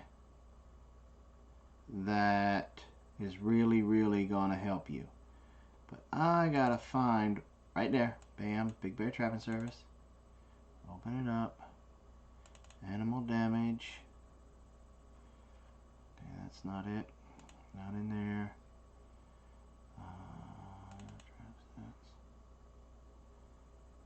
No. No. No.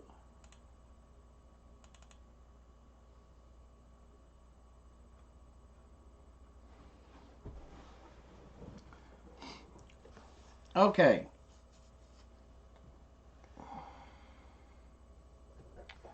Alright. Don't you run around me. That's bat damage. Wow, I do not have it. Huh. I used to have pictures, and I'm sorry that I don't have them anymore. I do not know where they are, where they're located. But I used to have flying squirrel pictures, where what they do inside the insulation.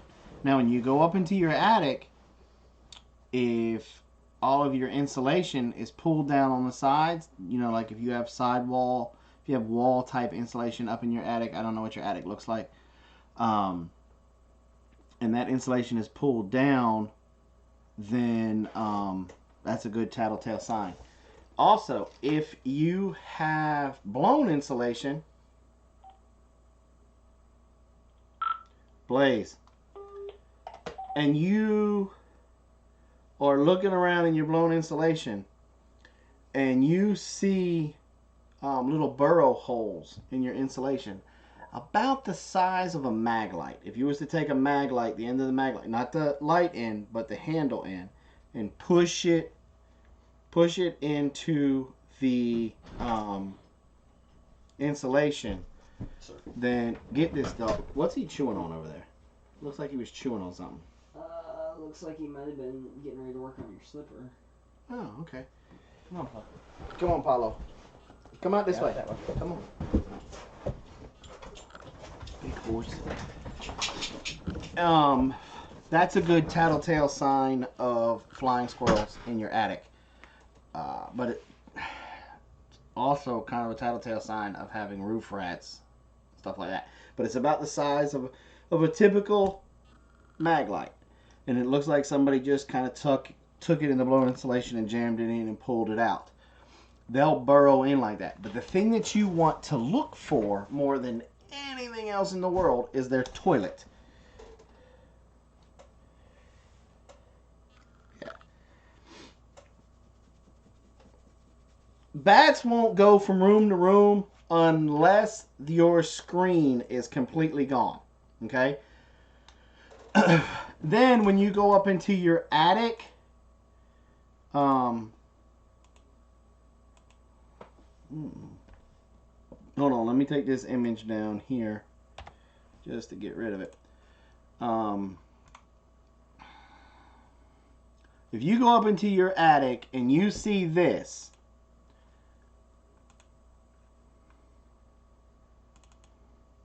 in any corner or anywhere in your attic, okay? Ooh, that's so out of focus because it's so big. That's what she said.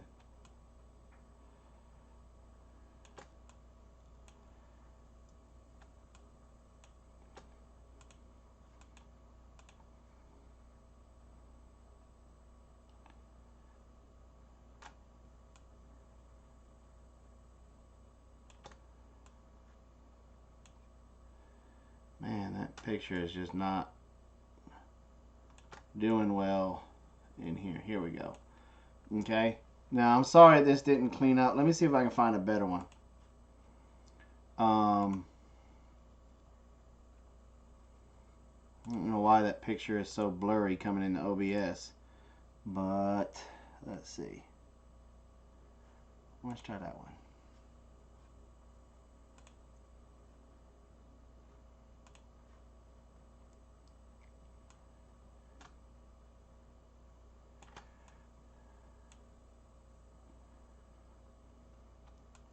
Now keep in mind, I'm up in an attic, okay?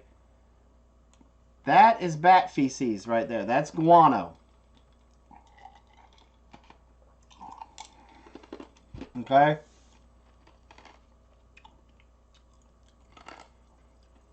Now, if you see something that looks like this in your attic, where it's all piled up like this, then you've got bats. But I'm telling you, you would have a huge, nasty odor when it comes to that, okay?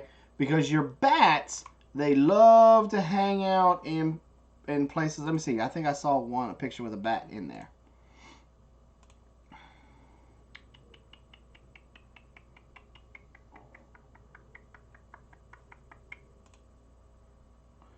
Let me see that. Let me see this one.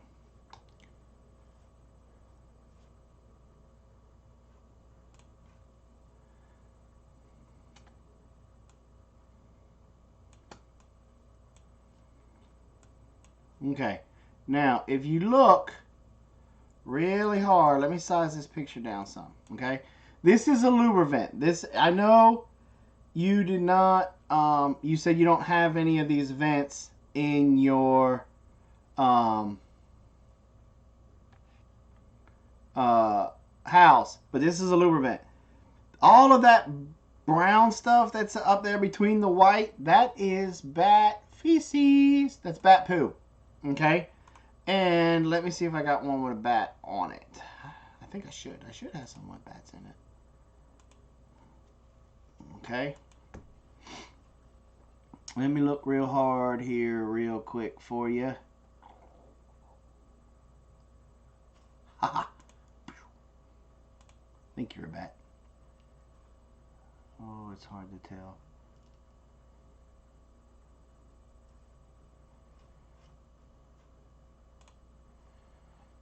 Why are these pictures coming in so pixelated? It's driving me crazy. Now I'm running this on the fly, y'all, so please forgive me with these pictures being pixelated. Okay, that's not really a good image of him. But that brown thing right there in the center, that's a bat. I wish there was a way that I could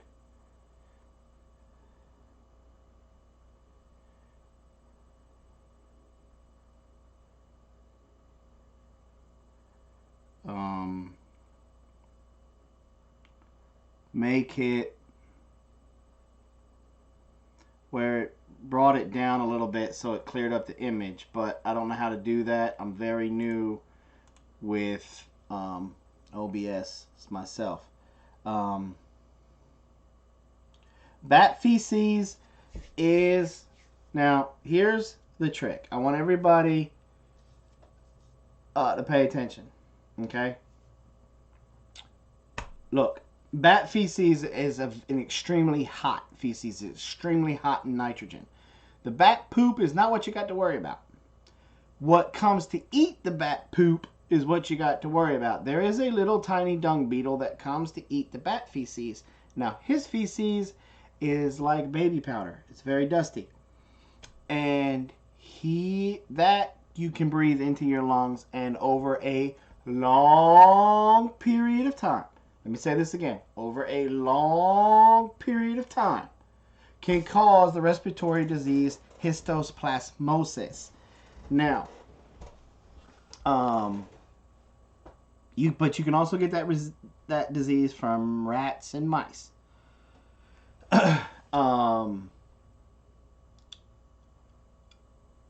Bats are, I'm going to say the R word, and I hate saying the stinking R word because it makes people freak out, but bats are the largest carrier of the rabies virus. 1 out of 4 bats does carry the rabies virus, unlike raccoons, who gets the bad reputation for it because raccoons are tested more. Okay? The only way that a bat really gets tested is if a homeowner or a nuisance wildlife control operator, somebody like me, says, I just got a bad feeling, and takes a dead bat that they found to have it tested. And then 9 times out of 10, it'll come back positive for the rabies virus. But I need you guys to not freak out about the rabies virus. Okay? Yes, it's dangerous. Yes, once you got it, you're dead. Okay? But here's the thing. The rabies virus has so many different strands, and one is the mad dog Cujo strain. Most of the time, these animals, when they get this virus, they will go to a dark corner somewhere and lay down and die. Through their feces, no, it won't go through their feces. Now, for some reason, I've heard nasty rumors that it'll go through their urine, but I haven't seen any proof of that. With their feces, no. I've been using, as a Nuco guy, I have been, look, if you was gonna catch rabies from bat manure, bat feces, you wouldn't be seeing my ugly mug right now. Because I have been in attics that had millions, with an M, millions of bats, to where I've been in a house where I just walked around the outside of the house and I had to go wash my hair because I didn't put my hat on, and the bat feces was just falling out. I've been in attics to where I've had to wear full-blown, engulf my head respirators because of how much bat feces was in there, and I was up there with a snow shovel shoveling the bat feces out. So if anybody was going to catch the rabies virus from bat feces, I would have caught it by now. My son would have caught it by now. Robin would have it by now.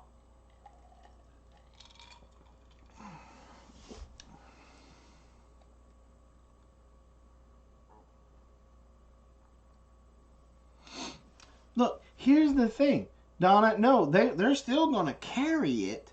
But again, because of all the strands, unless you're going up there going, oh, look at that little baby now.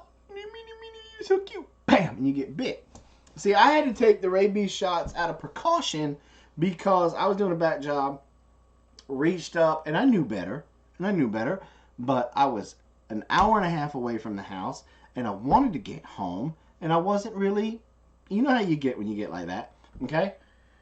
And I was pushing ceiling tiles, okay? I was just pushing ceiling tiles.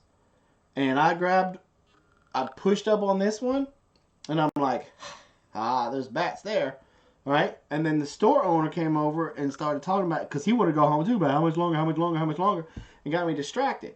And so I went back one, and instead of pushing up and back, because I was going in a line, okay, he got me basically discombobulated. I pushed up and went forward. And when I went forward, I got a face full of bats, because I disrupted all those bats that were sitting on that ceiling tile, because it was a drop tile ceiling. They were sitting on that ceiling tile, and they came and woo, and they just covered me. And off a 12-foot ladder I went to the floor and basically started pulling them off of me. And straight to the ER I went.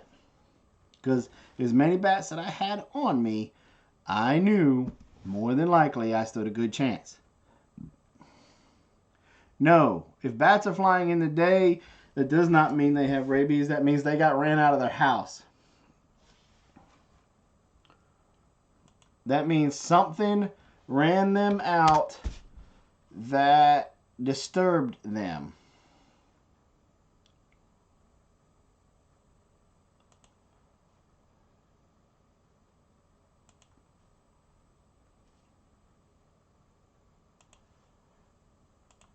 Susan, I didn't get it.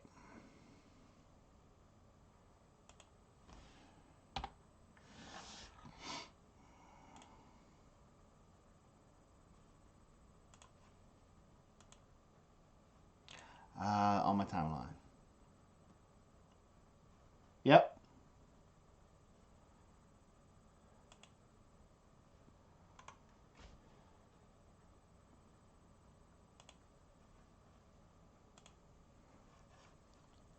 Okay, thank you, Susan Sullivan.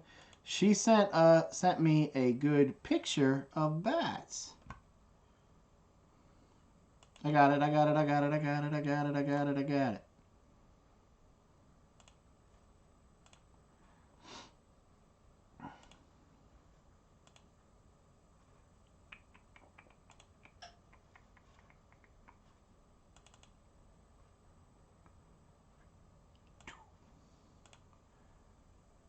Okay, here's a picture that Susan Sullivan found for us of bats in the attic. Now, this front guy right here, okay, you see that long tail he has, okay? That is what I call, and a lot of the guys here, they call that the Mexican freetail bat. He has an extremely long name. And you know, just by dealing with me, I'm sucky with names. But the reason why he's called that is because he's one of the few bats that do migrate from up here in Georgia, South Carolina, Tennessee, all those areas in the south, and probably even up north a little bit more. And he hauls butt to Mexico and Central America. So he migrates. Now, the one, if you're looking at the guy closest to the camera, and then the one on the insulation, by looking at him right there, I don't see a freestanding tail like I see for the other one. That one could be what's called a little brown bat. He is kin to the big brown. He's just his little cousin. Now, the little brown and the big brown, they will hibernate in your attic over winter. So,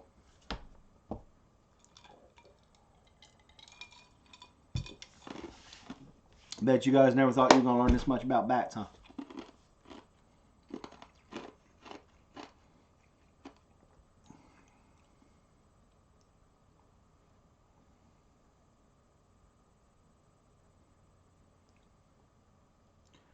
So bats are, once you get to know them, bats are very easy to identify. There are certain tattletale signs. I have been on numerous TV channels locally in Augusta. They did news articles on us many times with us getting bats out of people's houses. How far will they go away from the nest?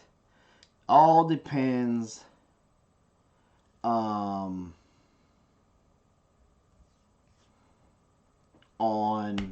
their food source. Here's the thing. A bat like these guys, okay? These guys right here. The little brown and the Mexican free-tailed and even the big brown, okay? They eat approximately 3/4 of its body weight in about 2 hours.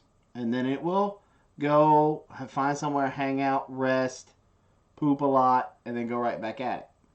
Okay? Now, these little guys right here that you're looking at on your screen right now, they can eat about 800 mosquitoes in an hour. Yes, 800 mosquitoes in an hour. And so, with that being said, that's one of the reasons why they are so stinking important to us. Okay, so what do we need to do? The question was, how far will they travel? So if they, let's just say bats are in my bat box, okay? And they have done a great job with most of the mosquitoes and the moths and blah, blah, blah around me. They'll start circling out further. Now, what they will do is if they eat too much, they will crash somewhere, whether in a hollowed out limb, on a tree, in somebody's house. Something like that. I always call it a truck stop. No, those are nails that looks like it's coming down from the shingles. Tawana. Now, here's the key thing, and I told J&J this when we were talking about his bats. A bat colony will double in size each year. Okay? Your females, when they get pregnant, they usually give birth to twins. Okay? And it's not uncommon during the birthing season to have the females on one side of the house and the males on the other side of the house. It's not uncommon to have big browns, little browns, and Mexican freetails all in the same lubricant.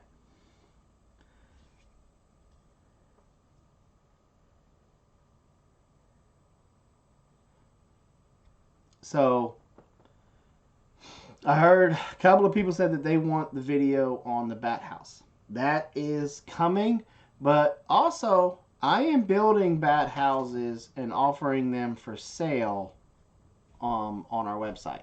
Blaze. I was just getting ready to see if you want anything else. I'm getting ready to turn. You better take a bath. Yeah. Come see me after you're done your bath. Now, if you've got bats in your house now, you're going to want a bat house close by, and then you need to evict them and then they'll go to the bat house. Homestead Mama, would you do a vid on building bat houses, where to put them, etc.? Yes, that is coming. It's going to be part of the fun things to do on the Homestead series. It's going to come out on a Saturday. We're shooting for that one to come out this Saturday.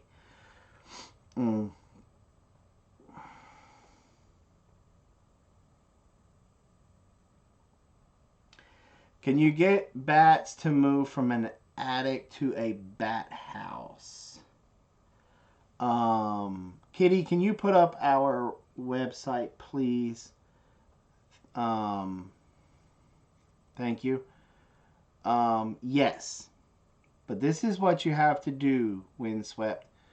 You have got to seal your house. And what do I mean by seal? You've got to basically bat-proof your house. I mean, you don't got to make it airtight, but you've got to make it bat-proof. And the rule of thumb, Homestead Mama, if you're going to buy a bat house, I'd hope you'd buy it from me, because you and I can work out a deal.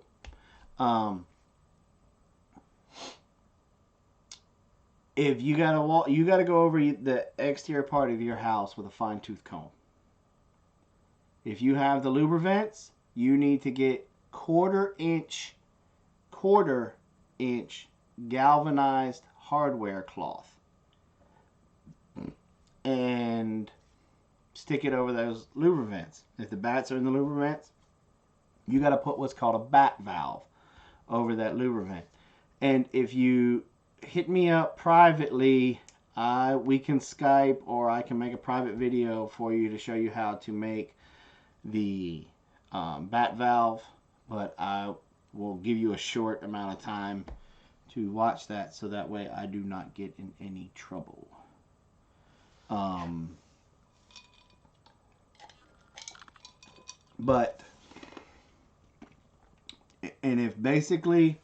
if you can put the tip of this ink pen in it,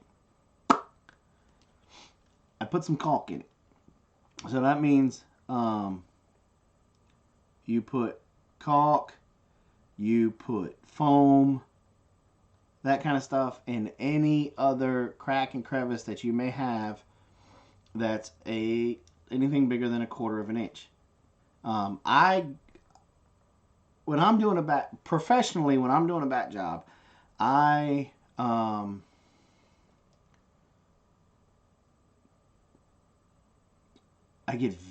go over the top stupid.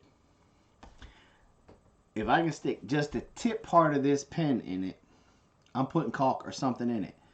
But here's the thing. I've never had a callback, because bats are what's called habitual roosters, meaning they are gonna keep coming back to that house until the last original bat in that colony is dead or your house falls down. So when you have a professional come out there and he tells you he's giving you a 6-month guarantee, or he's giving you a 1-year guarantee or a 2-year guarantee, if he does not offer you the option to renew, tell him thank you and have a nice day. Because any nuisance wildlife control officer worth his weight would love to offer you the option to renew your bat contract or your bat warranty. I used to do my warranties 1 year with a 1-year stench, and then to renew the warranty, it was 10% of whatever the bat job cost. Okay? And then, but my stipulation was I get to come back out and check everything. And some people would keep up with it. Others would call me back a 1.5, 2 years later and say the bats are back. And I'm like, why didn't you renew your guarantee? Forgot. Sorry. Or they would get vinyl siding put on the side of their house, and the vinyl siding guy doesn't care. He snatches off my hardware cloth off the louver vent, puts his vinyl siding on, and calls it have a nice day. And a week later, they're like, the bats are back. And you go back out there. What happened here? Where's my stuff? No, it's not. No, bat valves are legal. It's just some states have different requirements on them. And I do not know what state they are in. And I don't know what her requirements may be. Some states have gotten very particular about their bat valves. Georgia's not one of them. South Carolina's not one of them. But some of them get a little kooky. Because you can make a bat valve out of an old sock or a Walmart bag. But some of them want you to use pipe. Some of them want you to use flashing. Some of them, you know,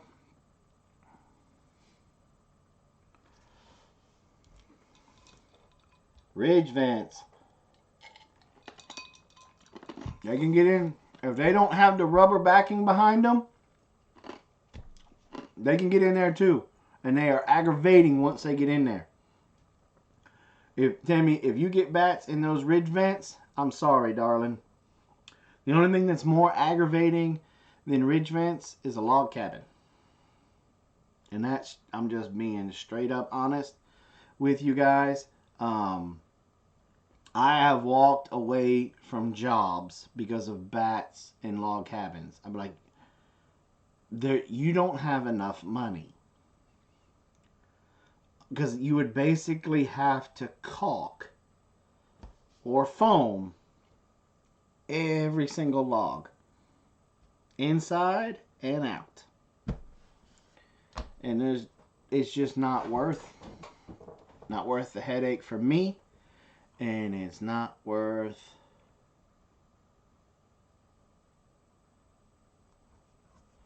the stuff for the homeowner.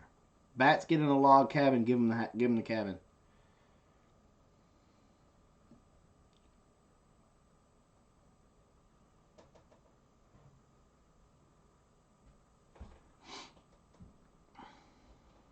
So, no, don't shoot them. Do not shoot them. So, okay, guys, we are past our time by almost 25 minutes because y'all got me talking about bats.